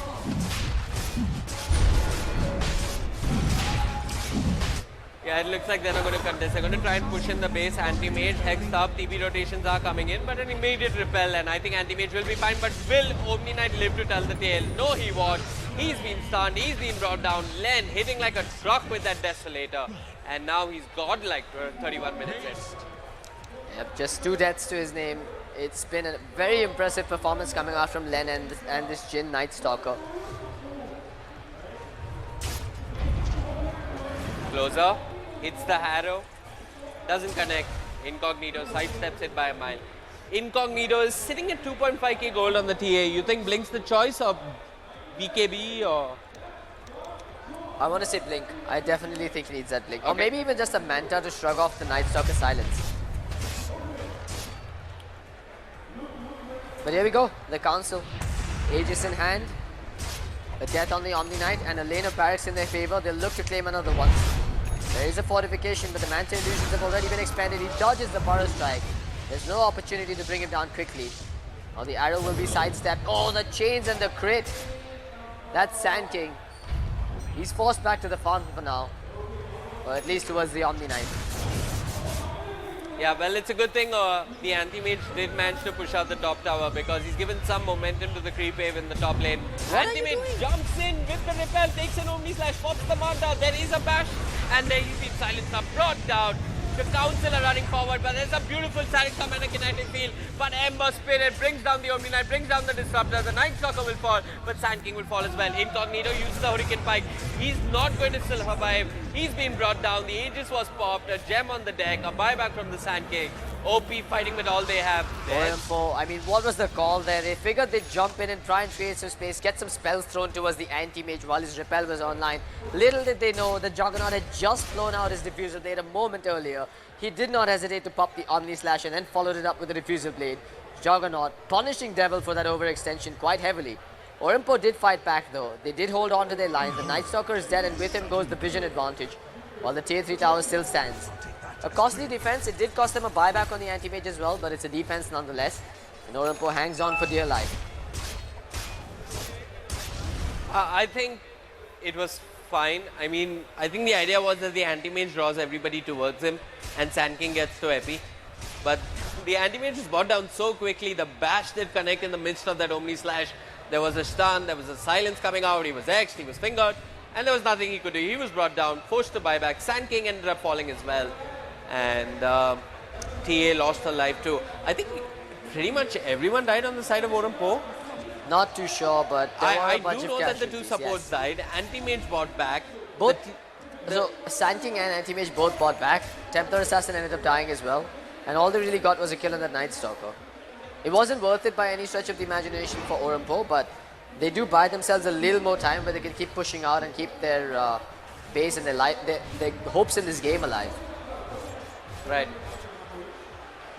But the council, worst case, they wait another 4 minutes, go in when it's night time, and then try and find a pick off into a high ground push. Yeah, I think you just wait for the next night, you wait for the next set of items. Well, but look at the council. I mean, I was going to say calculated aggression, but this is just aggression. They're confident of taking down Orampo, and they're running into the base. Moonlight Shadow has been popped. They know Orampo are hanging around the top lane. Initiation, where's it going to come from? The line doesn't have vision, drops an Observer, he sees the Disruptor. What are you doing? Attempt at a D-Ward, a two-man slide of chains, and even... The Static Storm and the Kinetic Field as well.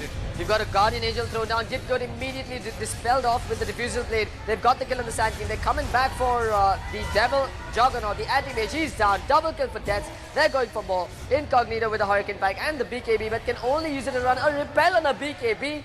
What are you thinking, guys? That's not going to help them stay alive any longer. Mirana, meanwhile, getting those Star Storms off. RSR trapped in the fray. And Arrow finds the kill on Disruptor in the fountain. The Star Storm finishes up on the Omni Knight. While Closer, he's sticking up. Still ends up going down to the Templar Assassin. But the damage has been done. Orampo have lost 4. And Death still has his HP to work with alongside Jin.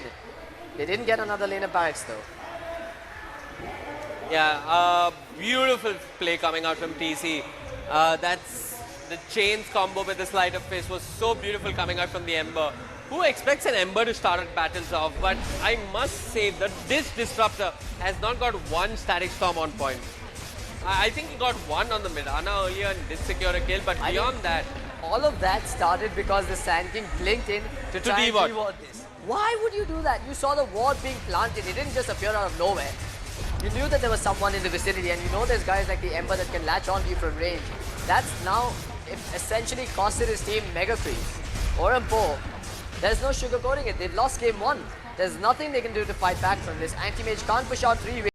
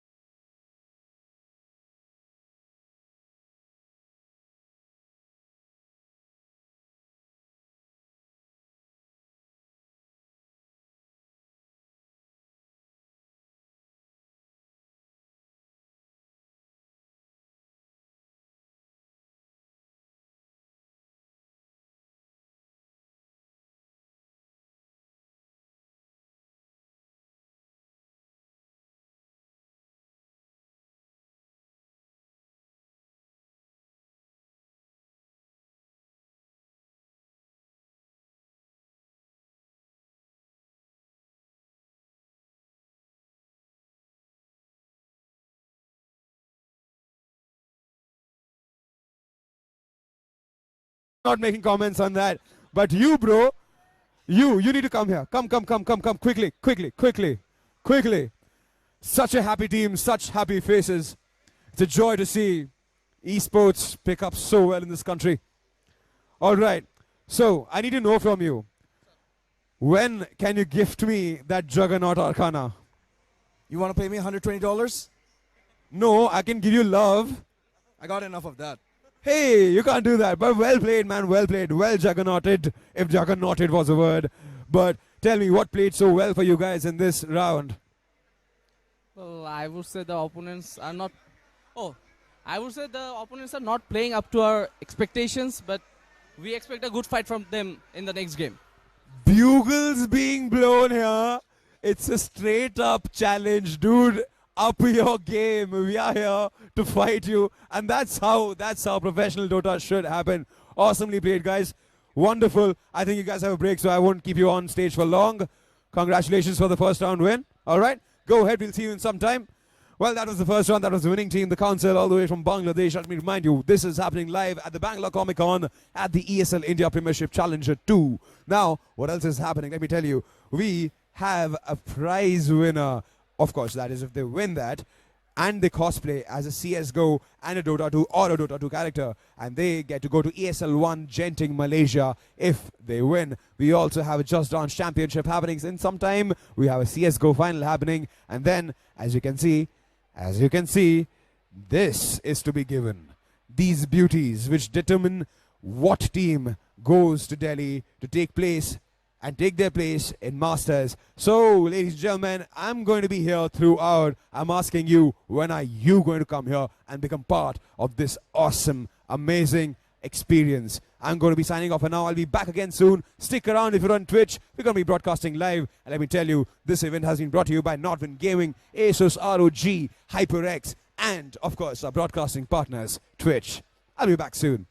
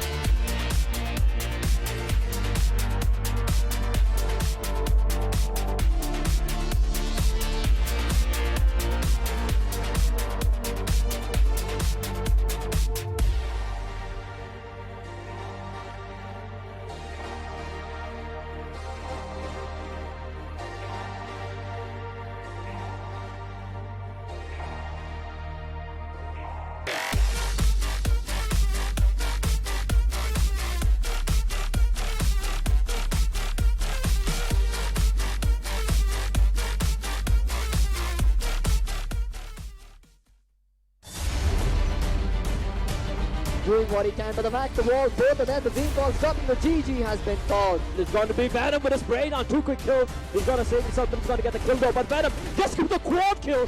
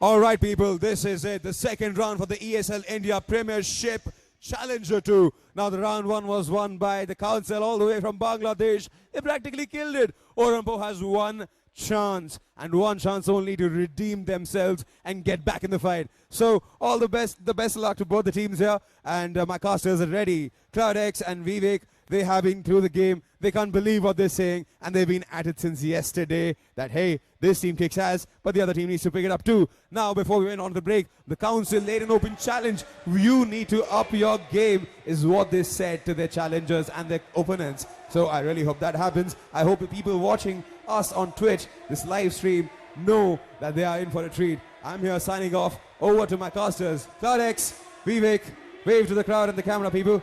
Over to you. What's up, guys? Welcome back. We're here for game 2 between the council and Orampo.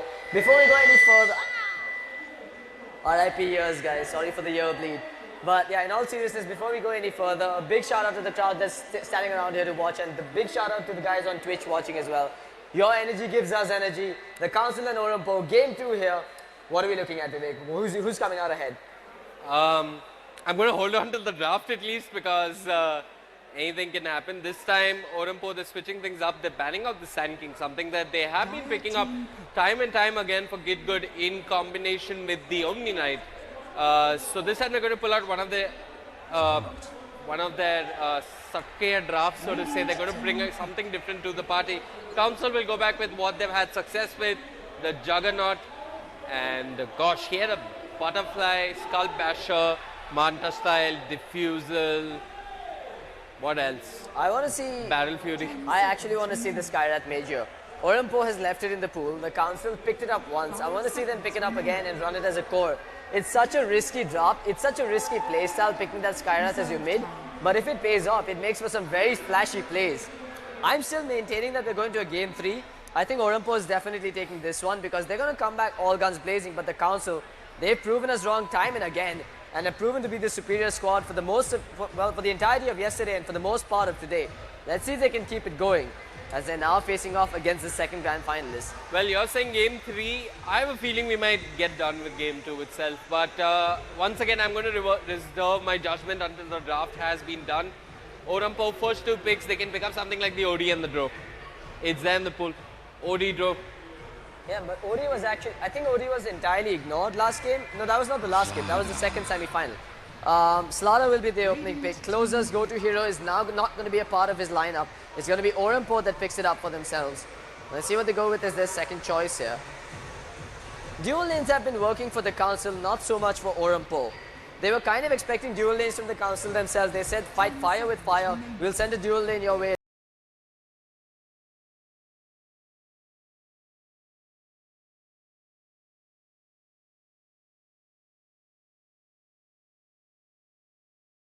You first. Come. Woo!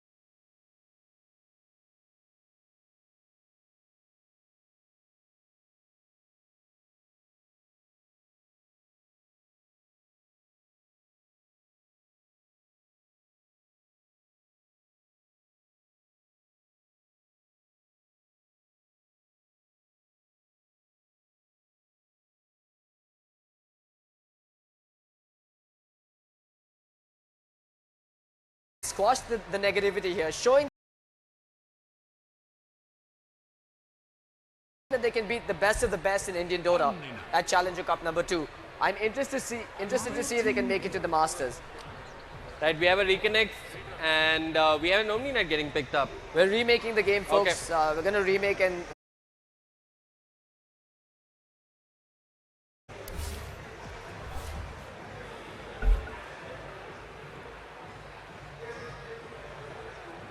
All right, we are back in the new lobby, and while that's happening, let's take some time to talk about what's been happening at this event. It is, I want to classify this as a monumental success for Indian esports. It's the first large-scale Indian esports event to actually happen at a Comic-Con.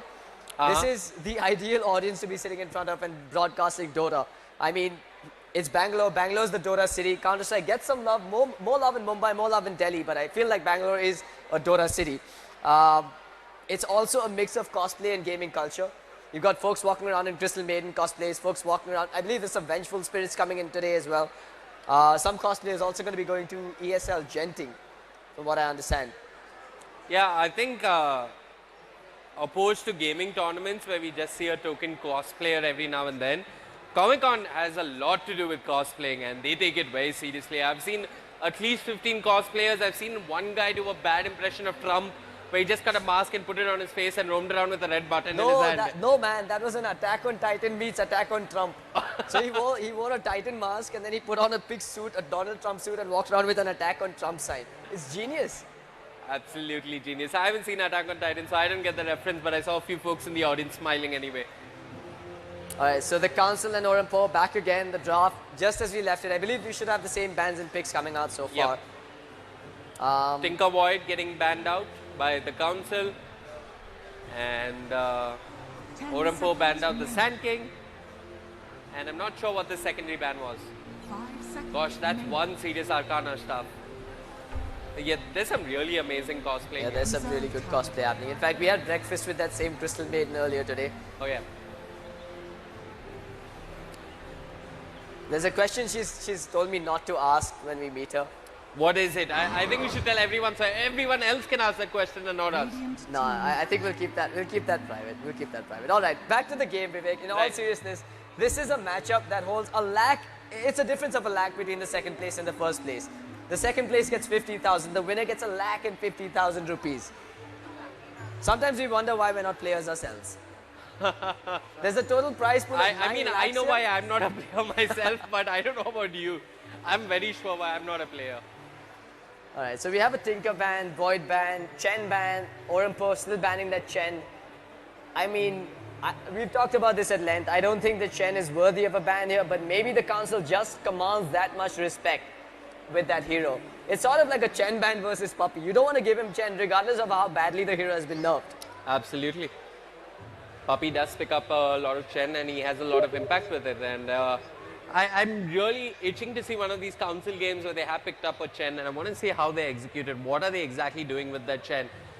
It's going to be the Slada Oracle for ORAM.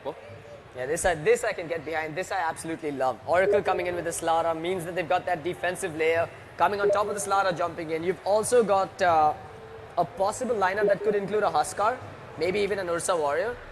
If there is a time to pull out a pocket stack to play Cheese Dota, it's now in Game 2. Because if you want to pull it to a Game 3, up against a team that has shown that they are technically better than you, better skilled individually, and do make better decisions, you've got to pull out a Cheese strat. Pull out the rabbit from the hat right about now and take it to a Game 3. It's also that the Oracle is a good response to the Ogre. Ogre was completely ignored in Game 1. And Game 2 for that matter. I don't think Ogre is getting any love here. The meta has literally changed overnight, man. We had Ogre first picks happening yesterday. Today, Ogre is not getting any love whatsoever. Both teams trying to get into each other's heads, maybe trying to bait the other to get it. But ORAM has the opportunity for the Ogre here. They've got the counter to the Ogre. The Fortune's End does dispel the Ignite. They've got the Oracle for themselves. The Ogre coupled up with them means that they could babysit, or rather use the Oracle as a babysitter, use the Ogre as a roamer, and then pick up a solid middle laner to synergize with the Ogre.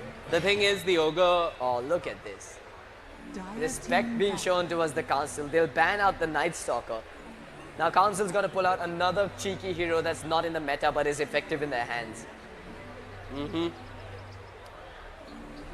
I think ORAM would do well to pick up the Ogre because the Council sort of convincingly won the mid lane in the earlier game, and Incognito could do with a bit of help in the mid lane, and it also restricts the Council from picking something up like the Skywrath Mage because he's not going to have a fun time with an Ogre trading hits versus the Ogre.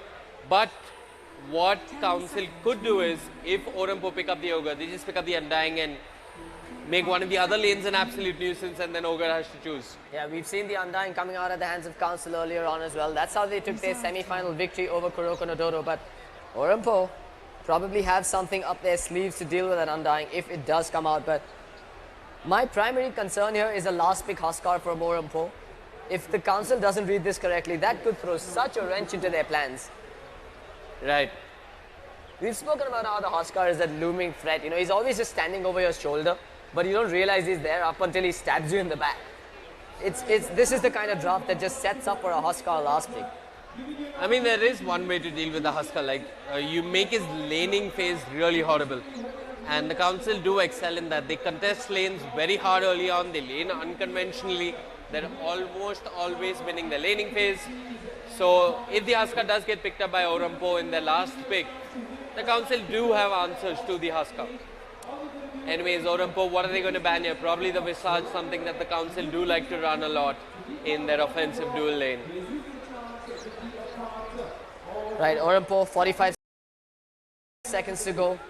Still looking for the next ban. Just going to quickly check if someone's disconnected. Nope, it's just Debs. That's probably going to reconnect ASAP. Earth Spirit ban coming out again. They've probably seen the Council do this in the past, which is why we're seeing these bans come out time and again, despite the fact that the Council has shown that they like running wacky dual lanes.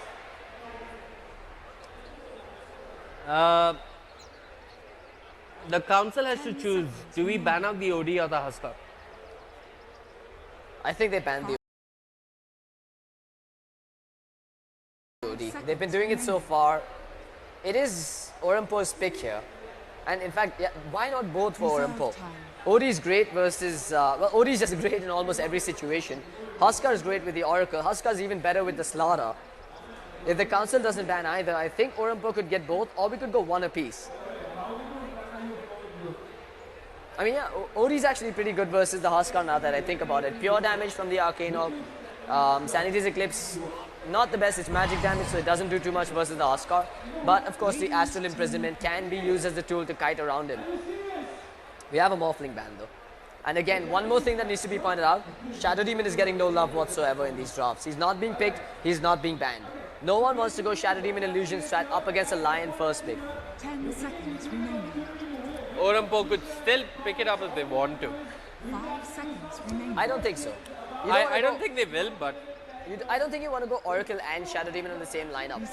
yeah, I'm not a fan of that either, but it's still an option should they want it. I think the Ogre is a safe pick here. They need to try and contest the mid lane coming out from the Council. Yeah, I think it's a no-brainer here. You pick the Ogre, and then you try and rack up the physical damage. Maybe get a standalone Luna. Lots of synergy with the amp damage and the bloodlust. Riki. It'll be the Riki. So another hero that solves a similar purpose. A roaming Riki, an Orampo favorite. Let's see what the Council has up their sleeves to deal with this. Okay, so Council have another problem here. They excel in the laning phase. They took a rather greedy approach to the laning phase in game 1, where they ran one hero in the jungle, literally 2 heroes in the jungle. Mirana was on one half of the Radiant jungle, while the Night Stalker was on another. And if they're not getting the dual lanes, because the dual lane heroes have been banned out, how are they going to lane? And how much success will the Riki have in contesting the jungle? Council really have to be on their toes here. They do really have to be on their toes. There's no denying it. I think this is the first time we're seeing the Council go up against a roaming support like the Riki.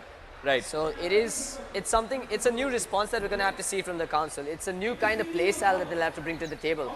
This is their true test. Are they as versatile as they've been? Are they really as versatile as they've led us to believe so far? Or are they going to crumble under the pressure of a roaming Riki? Right. 56 seconds on the clock. They'll go with their Visage. They're tried and tested. I think we're seeing an offensive try or dual lanes once more. And that's where Riki doesn't add too much value. Yeah. But I still think Rikimaru can make the mid lane difficult. All he has to do is lead some EXP, get level 2, get the smoke screen, all the blink strike, rotate to the mid lane, get a gang. It's very much possible here for Orampo to disrupt the laning phase. But what are their final two picks going to be? They need something in the mid lane and they need a core. Both teams actually need a middle laner here, and okay, it's going to be the OD. I'm calling it, man. Huskar last pick if it isn't banned out here, and in that case, I would put my money on Orampo taking it to a game 3. Okay, they're still going with the Skywrath mage. Try it and test it. If it ain't broke, don't fix it. Is this their response to a mid OD? I'm not a fan. I think if OD skills Arcane Orb, he can outdo the Skywrath just mage. Go back for the old school Arcane Orb build, and you can always come back. I mean, you take out the Skywrath mage quite successfully in that case. Skywrath mage does have the movement speed advantage, so he can play keep away for a while. But the moment the OD gets the boots, I think it gets really difficult for Skywrath mage to contest.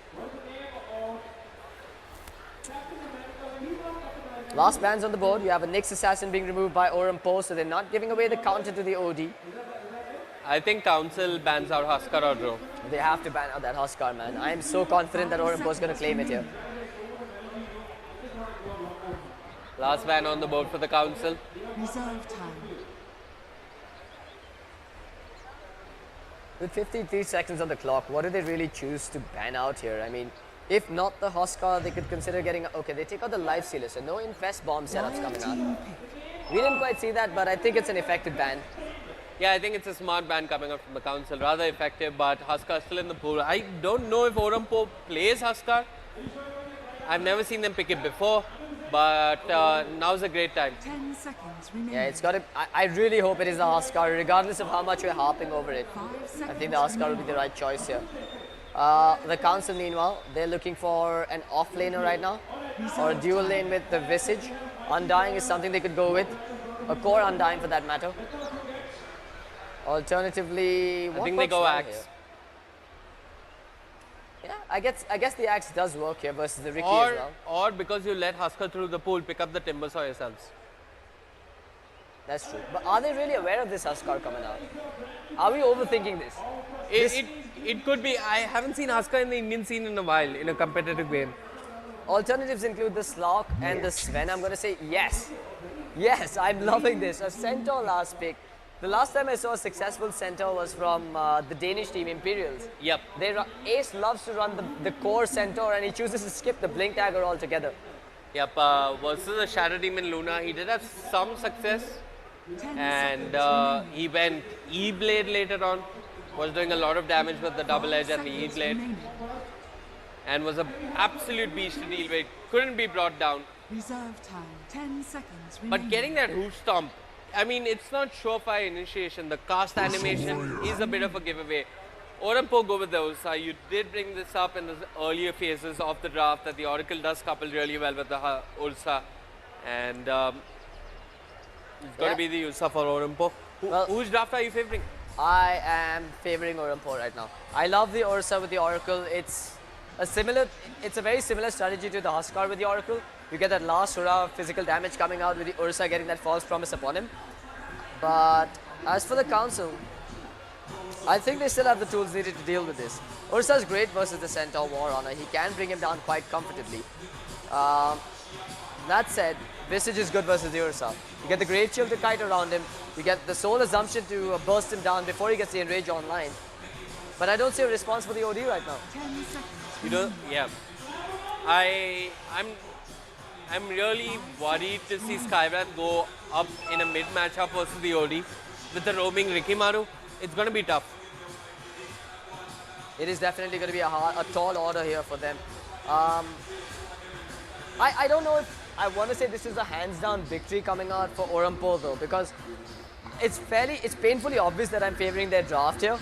But at the same time, I am favoring the Council as a team overall. I think they play better. I think they make better decisions. And I just think they're the more synergistic unit overall when you compare them with Orampo.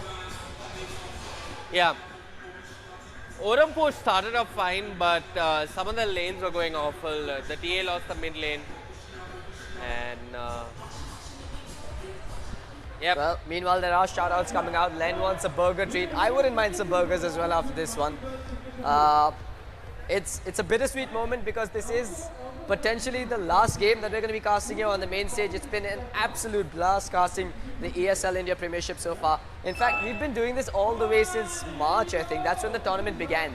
Yeah. For those of you that have just tuned in and that are just watching the ESL India Premiership for the first time, this is a tournament that has spanned over 6 online qualifiers, 2 LAN qualifiers, 2 LAN main phases, and 1 grand finale that will be taking place later next month. The LAN will be happening at Comic-Con Delhi, and that promises to be the most prestigious event in the Indian esports environment till date.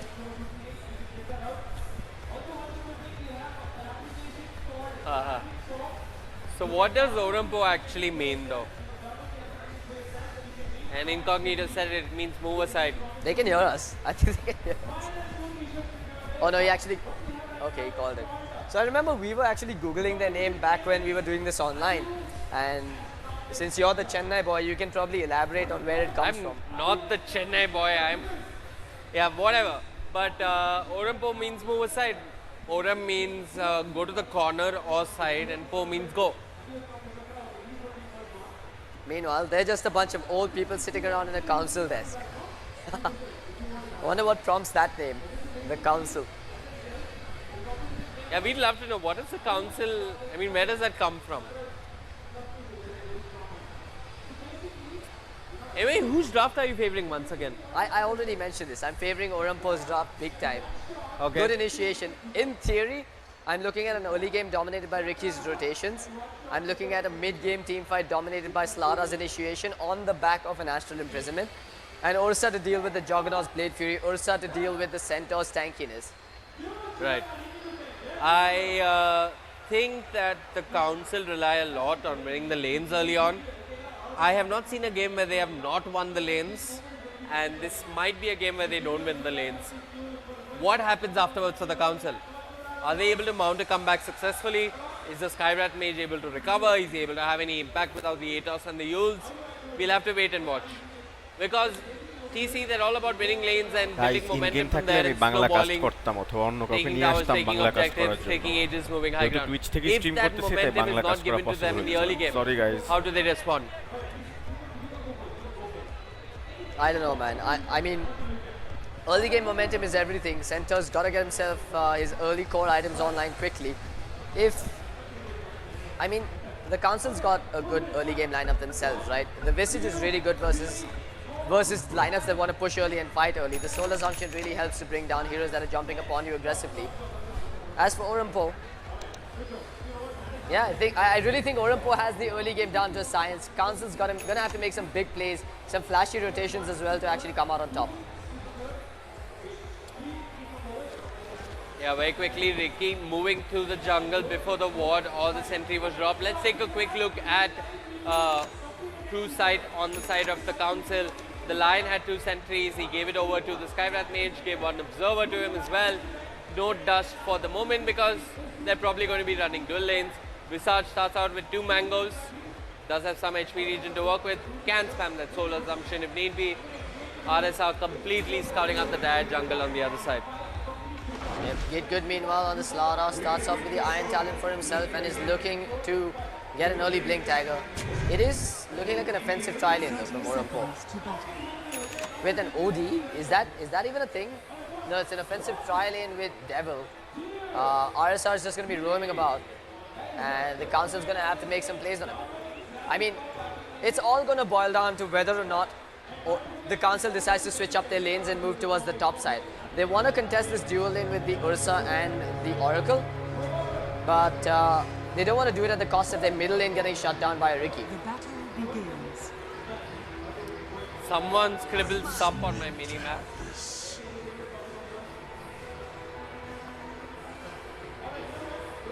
Len walking around on that Skyrat Mage. Has himself 2 tangos. It is going to be a mid Skyrat Mage. They do drop down an early sentry ward upon the middle lane as well.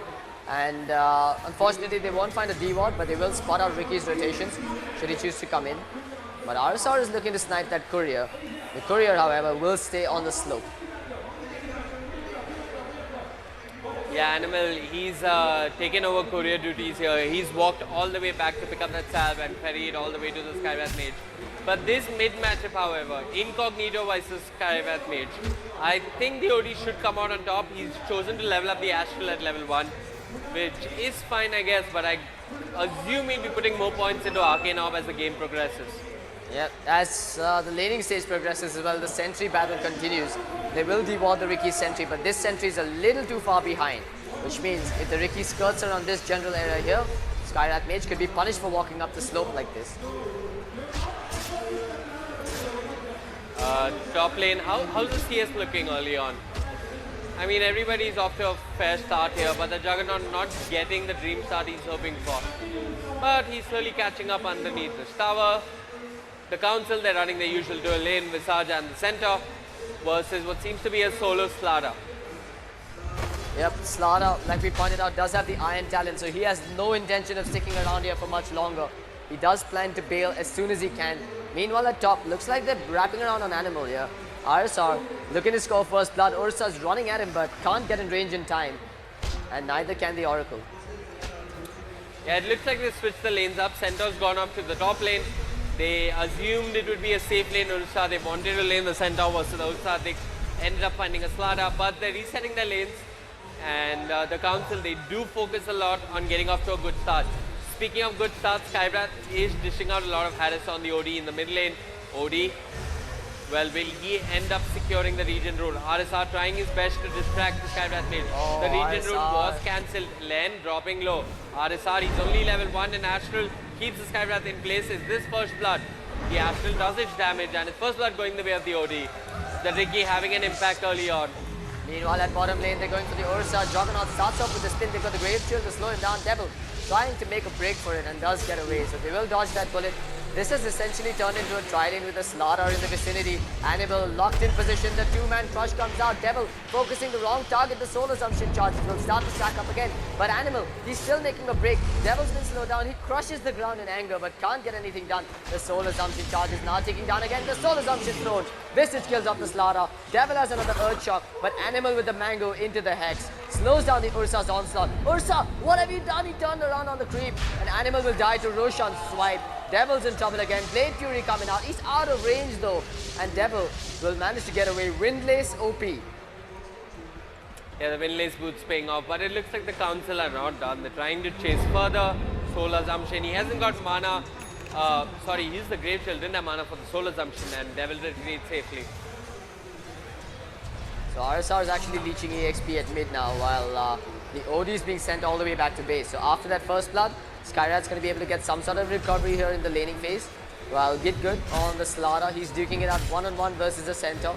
That is a matchup that is heavily skewed in favor of the Centaur War Honor. Yeah, the Centaur's already pulled ahead in terms of levels as well. And he's sitting in level 4 while the Slaughter is only a measly level 2 now.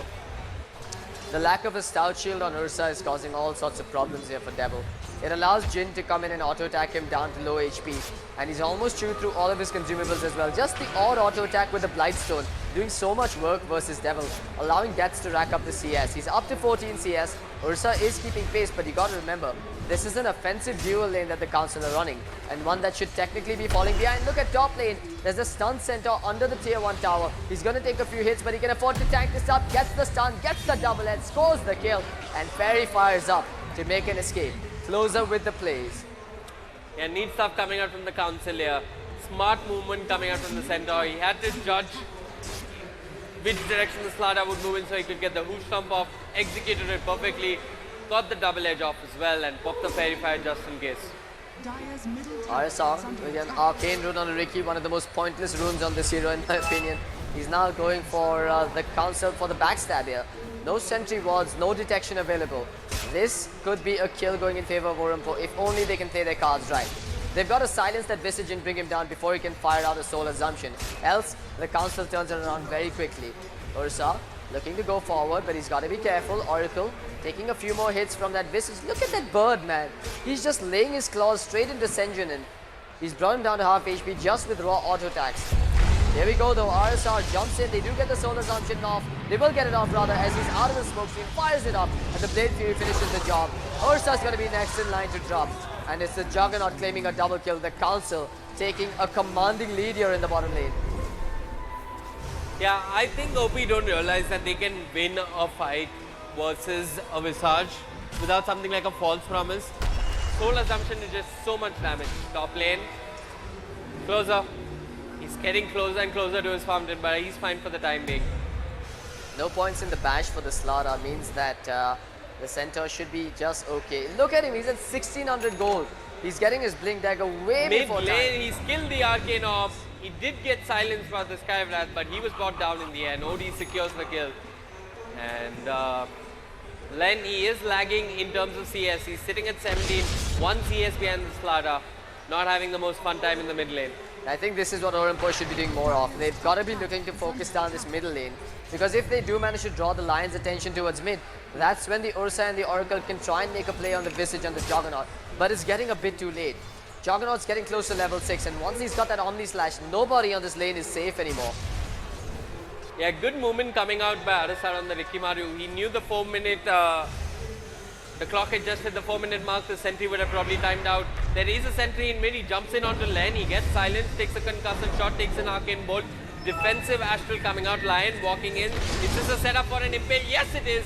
It's Rikimaru who's dead. Perfect teamwork coming out from the council here. And they're not done. They want more. A Hex on the OD. As Skywrath got the mana to work with, the silence is not enough. OD gets the kill. Lion pushing the limits of a support here. Yep, the Ancient Seal damage not enough there. Incognito. I think it's about time he called out a set of infused raindrops to deal with that, with the lens spams coming out. While bottom lane, Ursa, he still managed to get a decent amount of CS, but he's fallen so far behind that Juggernaut. 39 CS on the Jug, 27 on the Ursa, but Ursa's one death means that the Jug tops the net worth chart with his 2 kills. Yeah. Very quickly dropping the network graph. It's a swing up and down. Nobody really coming out the clear victor. If anyone, it's TC who have a slight lead. Yep, caught that on camera. Ricky basically just popping a smoke screen on top of the Astral Imprisonment. A very cocky play from the Skywrath to hang around there on low HP with the lack of sentry wards. But ORAM are finding a lot here for that OD. He's on, like you pointed out, he is on top of the net worth charts and will start to become a real force to be reckoned with. Already we can see the Astral Imprisonment doing an absurd amount of AoE damage. Right, so what's good for TC is that they're winning the other 2 lanes. What's not is that Skywrath has pretty much lost his lane. Arasa has been spot on with his rotations and Len has to play on the back foot. He'll probably try and get involved early on and hope to get a kill with the Mystic Flare, but other than that, he's not doing a lot in his lane. Jin, Deaths and Animal. He's still just muscling out the Ursa in this lane. He's not getting killed off anymore, but his farm is being really restricted. All of this is coming at the cost of OD getting fat, but TC is just going to fight fast once they've got that blink, and now they have it. The Centaur might just be blocked in. Can they cancel his TP? No, they can't. He's just going to TP out in the Ricky's face. And Get Good can't get in range. Mid lane, closest rotated in. He's got a blink, throws out the Stampede. TP rotations are coming in. He goes in, the Hoof Stomp will whip. That's the problem with the Centaur. There is an Astral available, not being used. Smoke screen, Mystic Flare. OD dropping low, and Arcane Bolt. Not enough. And in the end, Visage kills the Ursa Warrior somewhere else on the map. Skywrath runs in, brought down. Centaur falls as well. It's a double kill for Incognito. The OD working wonders for OP. But again, jab with the right hand, hook with the left. TC takes down the Ursa at bottom and will get a tower on the back of that. OD is getting massive, but that's still a large amount of gold that could be going towards TC if they can just lock him down with a stun. Closer, with a moment's hesitation in that fight, ended up whiffing on the Hoof Stomp. That allowed enough time for the TP rotations to come in, and OP managed to turn that around masterfully. Yeah, that's the problem with the Centaur, right? I mean, okay, hold on, mid lane. Oh, Ardasar is fine. He walks in. There wasn't a sentry there. I'm not sure what he was doing. There was no dire sentry. I guess he dived in onto the Skywrath mage. Alright, so Jin, he's moving on this Visage towards bottom. Oh no, this could be a mistake. OD choosing to go for the Midas. The greed is getting the better of him. His lineup needs to fight early on. His lineup needs to be able to do something when TC comes knocking on their door. And that Midas is not going to help their case. It should have been a 4-star or even a Dragon Lance for the extra survivability. This can be punished heavily by TC if they've spotted it out. Yep, this is a mistake coming out from them. They did try to itemize similarly in the previous game, build for the late game, but they didn't last until then. If there is no late game, what's the point of itemizing for it? Animal mid lane. Animal does shut down Incognito. They do have the imprisonment, but here comes closer. Oh, there we go. The gold swing going in favor of TC. A mega kill streak with a kill on the Ricky going towards Len. His Kyrat Mage has come back all guns blazing. Good stuff coming out from TC. Great TP rotations, and they lost nothing in the process. They ended the OD streak. They brought down the Rikimaru, and it looks like this is going to transition into a push. The familiars are there, and with the help coming out from the familiars, this should be an easy tower. TC now going to be able to get down this tier 1 tower. That'll open up more space because the bottom tier 1 tower is down as well. This allows them paths into the jungle under cover of smokes to find pickoffs. Meanwhile at top, speaking of pickoffs, Depth with a Blade Fury away, doesn't have the TP rather, it is on cooldown. He's just going to walk on out of here. He does have the Omni Slash, remember, so if RSR reveals himself, he's going to get sliced limb from limb.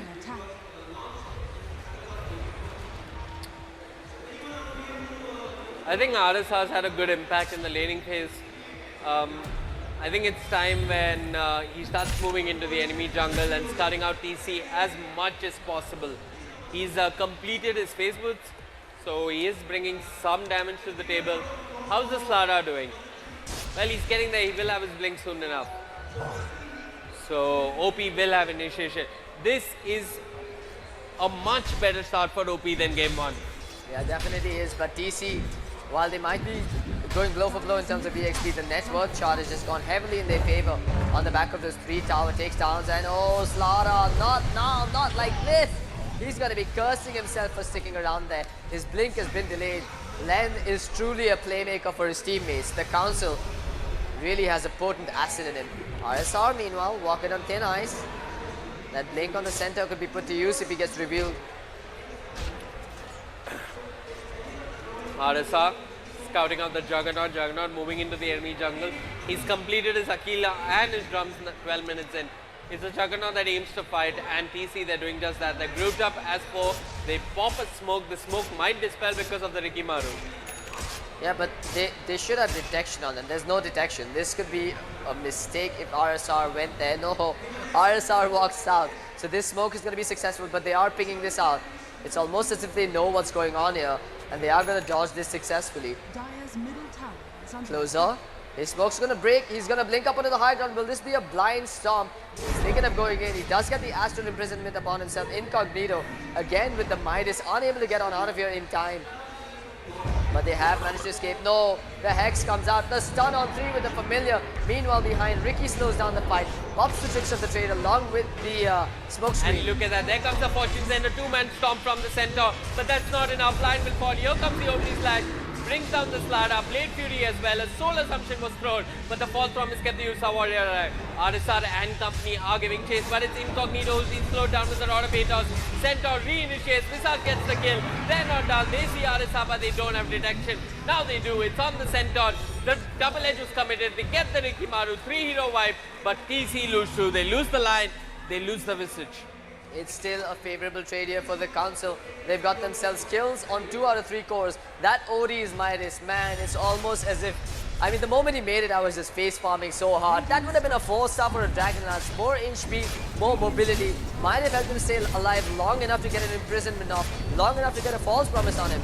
But no, the Midas just not paying dividends. TC, they've found the pressure point. They've stuck in the knife and now they're twisting it. Till it hurts OP so much that they tap out. I'm in agreement with you, CloudX. The Midas was a bit of a silly choice. He brings nothing to the table in terms of fights. He has no mobility, and that's what the OD needs, mobility and stats, and he doesn't have any of that. What's the Midas bringing to the table? Absolutely nada at this point. TC, they've got 2 points of the healing rod. That should be enough to bring down this rush. A medallion is complete on the Visage as well. Should help their case a bit more. Not to mention the tanky Centaur that could take up the front line.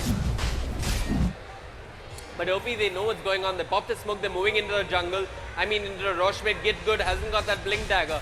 15 minutes in. Animal standing outside with an Invis Rune. He sees Get good. This is a 3-man impale. Maybe 2. It's a Hex that starts things off. A Mystic Flare brings down the Oracle. Slara brought down before he can get anything done. The Visage being focused. Ursa being tightened. He's got Soul Assumption charges. The Stampede turns around. Soul Assumption brings down the Ursa Warrior. But elsewhere, the OD and RSR on the Rikimaru are stunned up. 2-man Familiar Storm. One man stop. They bring down the OD. It's a 4-hero wipe. Craigasm. That's all I have to say, man. Perfectly executed there. ORAM wiped off the face of the Dota map there. Team C just flexing their Bangladeshi muscles here, taking a very successful skirmish. Huge props to them. Some sick execution between the Visage and the center Warrunner. The Visage familiar stuns into the center storm, controlling the OD while now taking down Roshan. They're one step closer to victory. Glory is in their grasp, along with a fat prize purse of 1,50,000 rupees. ORAM are walking on their last limbs here. Yeah, RSR, he's silenced in the mid lane. Mystic Flare will miss. RSR, he's fine for the time being. The problem for me is Slara needs to spend some time, get his Blink Dagger first. OD shouldn't have gone Midas. RSR, he needs to lead the battle, get his team vision so that they can follow up with initiation and decide whether to take the battle or not.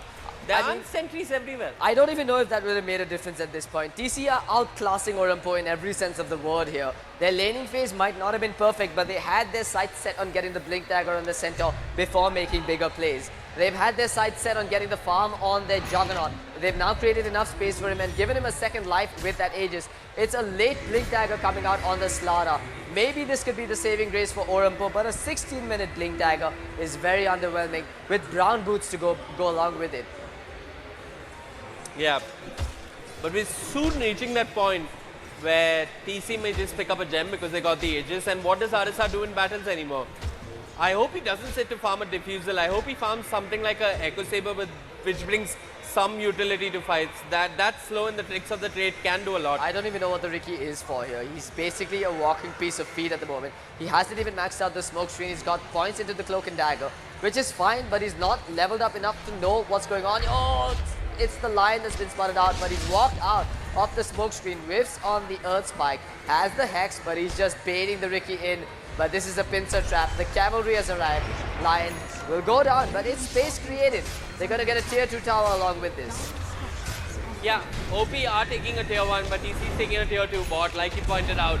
And look at Lion. He was sitting at 1,500 gold before that dead. He's sitting at 1,300. How does he always farm a Blink at a decent time? It's a lot of reliable gold going into his pockets because of the assists and because of the tower takedowns. Right. He does have 5 deaths, but because it's reliable gold, he's not losing as much of it. Okay. But ORAM, while they're busy looking at a tier 2 at top, TC are just moving in towards the base here. Stampede used defensively. The Astral's still there on Juggernaut. RSR, the smoke cloud doesn't do much, and it looks like TC will disperse for the time being. They're going out top lane. RSR spots this out, but he can't cancel the TPs. Get good, goes in, doesn't land the crush. TC have escaped for the time being. They scout the Visage. They're chasing him down. But this is a Ricky on the front lines by himself. A 4-staff on the center. Centaur bails out his buddy. Jin will be fine. No casualties on the side of TC just said, but RSR still giving chase. Will spot out Jin pulling off these shenanigans. Yeah, just your casual everyday Visage farming Ancients. I'm the bigger bird, he says. Oh, look but at this. Here comes the reprisal. Mystic Flare, false promise onto the Slara. The Usa yuled up in the air. He's been silenced as well. But look at this. Ricky with the silence on the background. It doesn't matter. Juggernaut gets the Omni Slash, brings down the Oracle. Centaur in the middle of the tricks of the trade does run out. Deaths on the Juggernaut, turns around. He finds Devil. Here comes the concussive shot. They held the Ulsa in place. No enrage to work with. He's brought down. They lose a Visage, but they get 3 in return. Every single time, TC, they're just so quick to respond. They saw the Visage in trouble, they realized it was going to drop, but they made something off of a crappy situation, getting 2 cores once more, giving up a support Visage. I don't even know if he counts as a support at this point. He's well on his way to an Aghanim Scepter with an Ogre Club picked up. He's got 3 points in the Gravekeeper's Cloak and is tanky to all hell. At this point, TC just takes that last remaining outer tower and continues onward to the base. They have the Aegis for another 3 minutes or so, and they can put it to use. Let's take a look at the OD. What's he got in terms of items? He's got the 4-star, finally. Some much needed kiting potential. He's building into a Dragon Lance, will have it soon enough. If TC give him the time to farm his Hurricane Pike, I mean, I don't know if it's going to be enough, but it's going to be hope at the very least. Yeah, I mean, I don't know. I don't even know if it's going to matter at this point because the center is just focusing down that OD. Every single time there's an Astral Imprisonment. Ooh, top lane Get Good has gone in onto the Visage tricks of the trade, but look at that. Get Good initiates. He ends up falling. RSR, he's scouting a fair bit, but his team just ends up falling with him instead. He's been dusted and brought down as well. 2 down for Orampo again. TC losing nothing in the bargain. They'll move forward. And with that window of opportunity they've opened up, they've got 30 seconds to take an uncontested tier 2 tower. And all the while you've got momentum coming through from the bottom lane. A few Radiant creeps pushing back. You've also got middle lane pushing in courtesy of this creep wave. So they're in a very cushy spot to even consider breaching high ground after this takedown.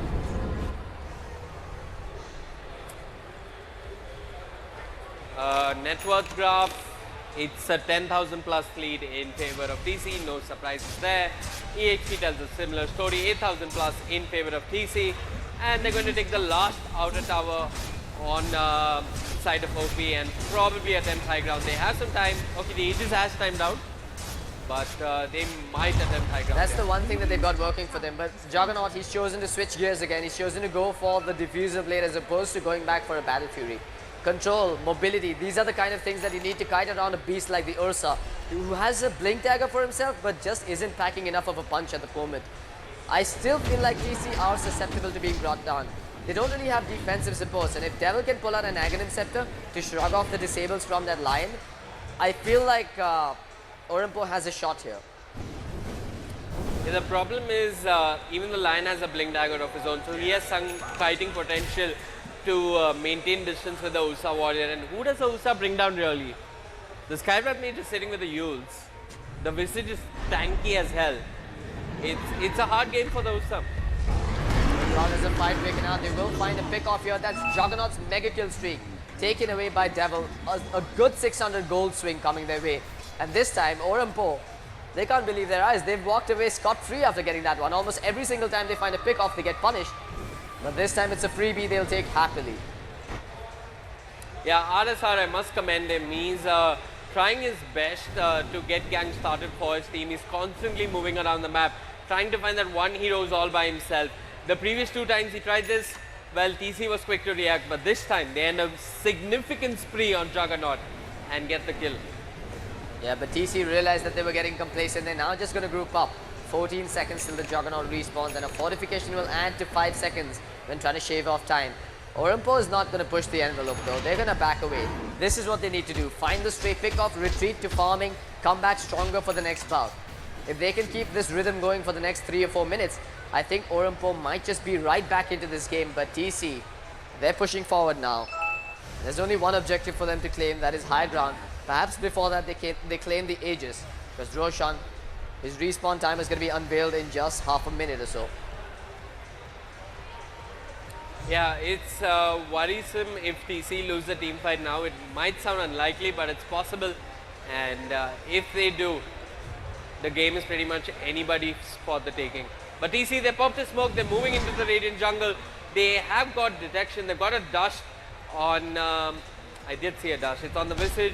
Oh, the dire scan just barely missing, but now it's Stag Devil. They know where they are, and this smoke movement might just pay off. Orampo even called out where they're hanging about. They're going forward. Len's going to lead the charge. Devil will blink away. There's the start with the charge coming out from the center. They brought down the Oracle, so no defense available. The 4-star, the Hurricane Python, that keeps Incognito alive a little longer, but they're still chasing. Here comes Jin. They'll stun him up. They'll slow him down. The imprisonment sets this up. Closer, waiting, smacking his lips. The stuns come through. They'll chain them up and they'll bring him down. No Oracle, no OD. There is a buyback on the OD, but TC might just consider pushing through. They're looking at middle lane now, while Ricky is split pushing with everything he's got. Yeah, RSR trying to farm up his diffusal. I'm not sure if it's going to have much of an impact in the game, but something's better than nothing. And TC, I think they just pick up a gem, go Roshan, and attempt to end the game as soon as possible. It is going to be a quick Roshan respawn anyway. Just less than a minute to go before he's back out into the playing field. Orampo, they don't want to buy back on this OD, but that seems to be TC's objective. They want them to buy back or to take some chip damage on this tier 3 before they back away. But they don't want to give up their tier 2 in exchange. That won't be worth it for them. But here we go. Fortification already baited out. Death's chopping away, slicing and dicing. No Manta to help with the siege this time. Even Lion looking for a pick off inside the base with the blink forward. Yeah, multiple points of initiation coming out from the council. It's not just the centaur, it's the lion.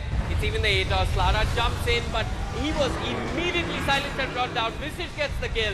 The Juggernaut escapes. Devils on the Ursa, Yuled up in the air. Animal is around. The Hex did miss, and Astral does save the Ursa, but for how long? Is this set up, in fact? No, the Ursa manages to blink out of there. The smoke screen cancelling spells, but they find the OD. The Stomp will miss. The silence is there. A finger to boot, but it's not enough. A two-man impale. They bring down the Rikimaru. A false promise on Devil. He's running back. He's being healed up by the Oracle, but is it enough? It doesn't matter. TC have taken the tower. They're moved on to racks. The rain tracks are falling. OD being pushed back. Every time he comes in, a rod of Atos and an immediate silence. So much control coming out from that Skyrat Mage. He's just being the MVP of this fight. He's completely out of mana and yet continues to be a force to be reckoned with. He has single-handedly zoned out Orampo while Depths and his allies have taken down the barracks. Orampo one step closer to victory. Oh, Devil jumps in, brings down the line. This is what I was talking about. Get good, gets a crush. It's on the Visage. Visage forced off. Is it enough? Maybe not. Skyrat dropping low elsewhere. A two-man stun of some form from the birds did hold him in place. But Len, his monster streak put to an end by Incognito. The Fortune's End did connect on the centaur, but Centaur's walking away. He's got forced off in 6 seconds. The hammer's dropped. Ursa does it and brings down the centaur. Gold is swinging back for OP. Visage turns around. Solar Assumption not enough. Amplify damage on the Visage does give them vision. They are chasing him down, but here comes the Omni Slash. Slice, dice, not enough. The birds with the stun. Slada with his stun. He turns around with the Solar Assumption. Slada will run. He will not, in fact. Juggernaut gets the kill. The Incognito falls as well. And it's Death with the double kill. 3 fall from the side of OP. Desperation from Orampo, going too far in for that one. The Council immediately spotting the weakness and exploiting it to the max. They bring down the Ursa. They bring down all 3 cores, in fact. And Orampo suddenly in such a precarious situation. What should have just been a range racks is now going to transition into a full lane of barracks in favor of the Council. And might even turn out to be more because there's no buyback on that OD. Ursa probably doesn't want to spend his money on a buyback for this low HP melee barracks. And neither does the Slaughter. Yeah, they take down the melee barracks in mid. They move down to the bot lane. Significant damage can be done. Look at that with the familiars. The tower is just melting. He's got the Axe Scepter also on the Visage. Healing ward has been dropped. Get good. Is he going to initiate the centaur? Zoning him in out. Pushed offside. Gets the stomp up on this Ursa warrior. But here comes Slada with a clutch. There is a bash. RSR comes in with the smoke. Ursa gets the kill. Skyrat Mage goes in. Mystic Flare doing a lot of damage to the Slada. But falls from his keeps him alive. It doesn't matter. They get the melee racks. Juggernaut spinning out of them. RSR giving chase. Have they got any method to hold him in place? The Astral comes out. The Earth Shock. The Overshock as well. A two-man impale from Animal on the line. They've held them in place. The Fortune line does remove the buff. Or the debuff, so to speak. Silence onto the OD. He's chasing after Skyrat. Skyrat hasn't got a 4-star or anything like that. The concussive shot will miss. He turns around, does throw out the Rod of Atos. He's got a Yule in a while, but RSR is there with the smoke. Ghost Scepter holds him in place. Where's that diffusal now, RSR? It's not there. But with the help coming out from the Oracle, they get the kill. Tricks of the trade come into it as well.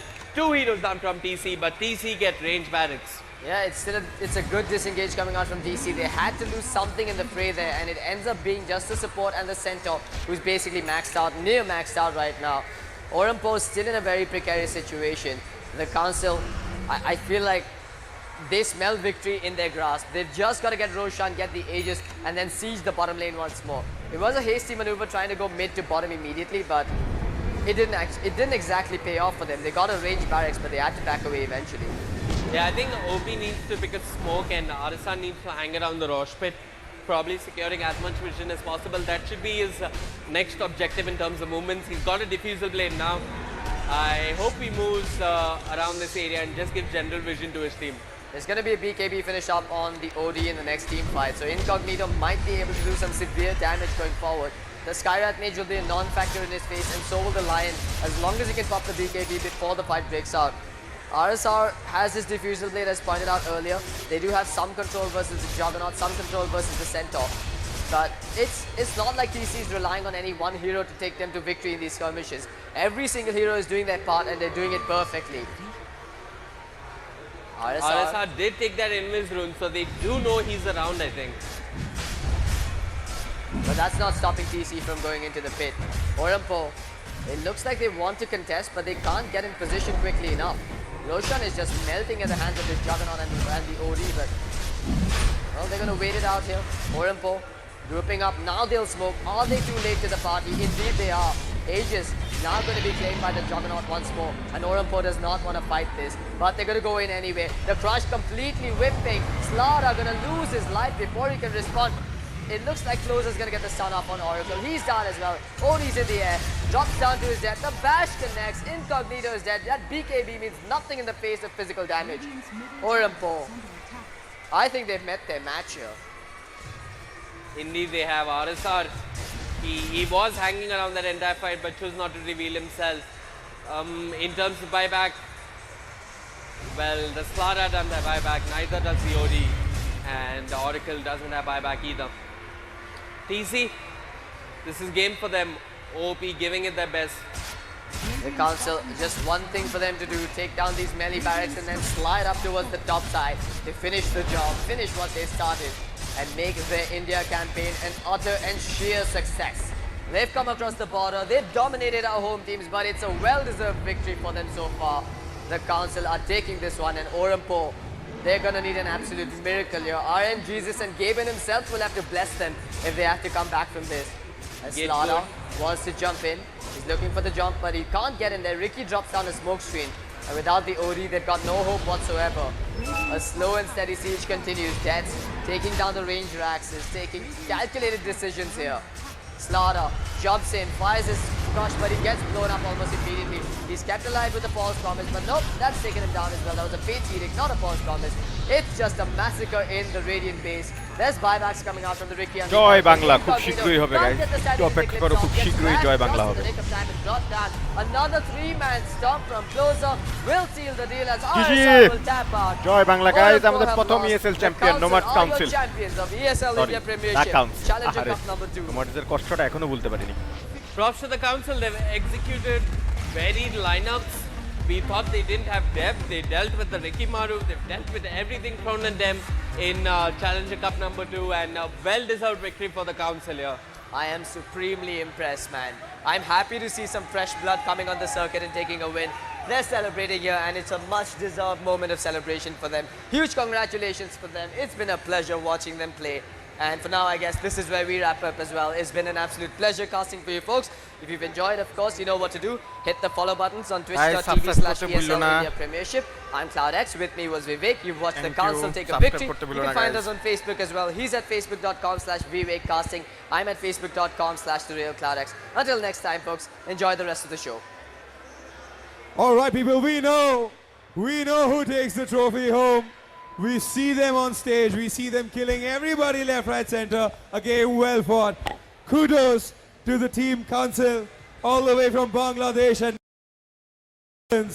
at the ESL India Premiership Masters happening in Delhi later this year at the Delhi Comic Con. Now, first of all, let me take this opportunity to thank my casters, Vivek and CloudX. I want you here first, Vivek and CloudX. Come, Vivek, you come. You're the one who's standing, so you're my scapegoat. Come. All right, people. So these guys have done an awesome job of giving you bit-by-bit detailed analysis and breakdown of the game as it happens. If you're watching it on Twitch live and have not made it to Bangalore Comic Con. Now, Vivek, I want to ask you, what do you think played so well for the Council that these guys just literally were 2 steps away from a rampage? Check. Yeah, I think they've got good drafts. They execute them really well. They win the lanes, and after lanes they take the towers. After towers they take Roshan, and after Roshan they end the game. It's quite textbook what they do. The execution is spot on. The individual skill is there, and best of luck to them. I hope they stick together. I hope they play many more international and local tournaments. Bangladesh has a really promising team and a really promising future in Dota 2. Well, thank you, Vivek. Thank you. That was a caster, Vivek Venkatraman. CloudX, may I have you here? Nishant Patel, people. All right, Nishant, I've asked the question to Vivek. What is your take on that?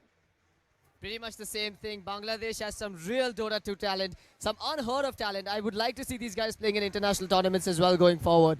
But yeah, huge congratulations to the Council. It's a well-deserved victory for them, and I hope to see them perform better at the Masters. All right. Well, it definitely happens to be an international competition for them, considering the outstation team and Bangladeshis. If you're watching this, if you're streaming this, send more of these teams here. We have retaliation waiting. This means war. No, I'm just kidding. Thank you. That's Dota.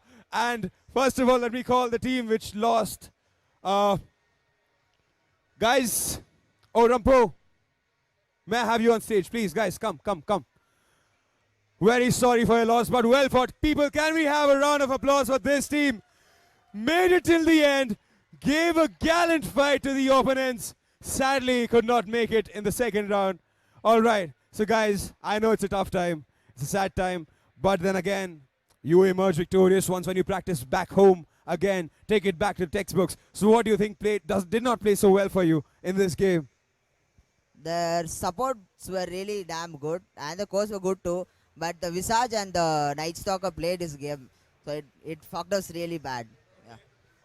Well, that's bluntly being put what happened there. And we all saw it. We are all in tandem with it. All right. So, your teammates. So, now you know that this journey has finally ended for you guys. But hence begin other journeys in life. You tell me, what is the way forward now, considering this final has been lost by you? What is the way forward? We just wanted to take this as a lesson, and we hopefully wanted to come back stronger and take the Masters. All right. We'll see you there. We hope that you up the ante and give us better Dota to look at, because it's a sight to see good Dota players like you. Thank you, guys. Very well fought. Thank you, guys. Once again, can we hear it for ORAM Pro people? Amazing team. All right. Let's not keep you waiting. Guys, Angel Eyes, you need to wait, bro. You need to wait. Let the guys get their spotlight. Come here, come up front. So let's put you in order. You come up here. Captain, come up front. Brother comes here. So for those who don't know, we have a brother duo playing here. These two gentlemen here are the brother duo for the council, who are now the winners at the ESL India Premiership Challenger 2. The finale has been won by them. Come on, guys. You tell me what played so well. I saw every bit by bit action of that game, and it was a sight to see. I want more. What happened? What played so well? I don't know. We're just that good. We're just that good.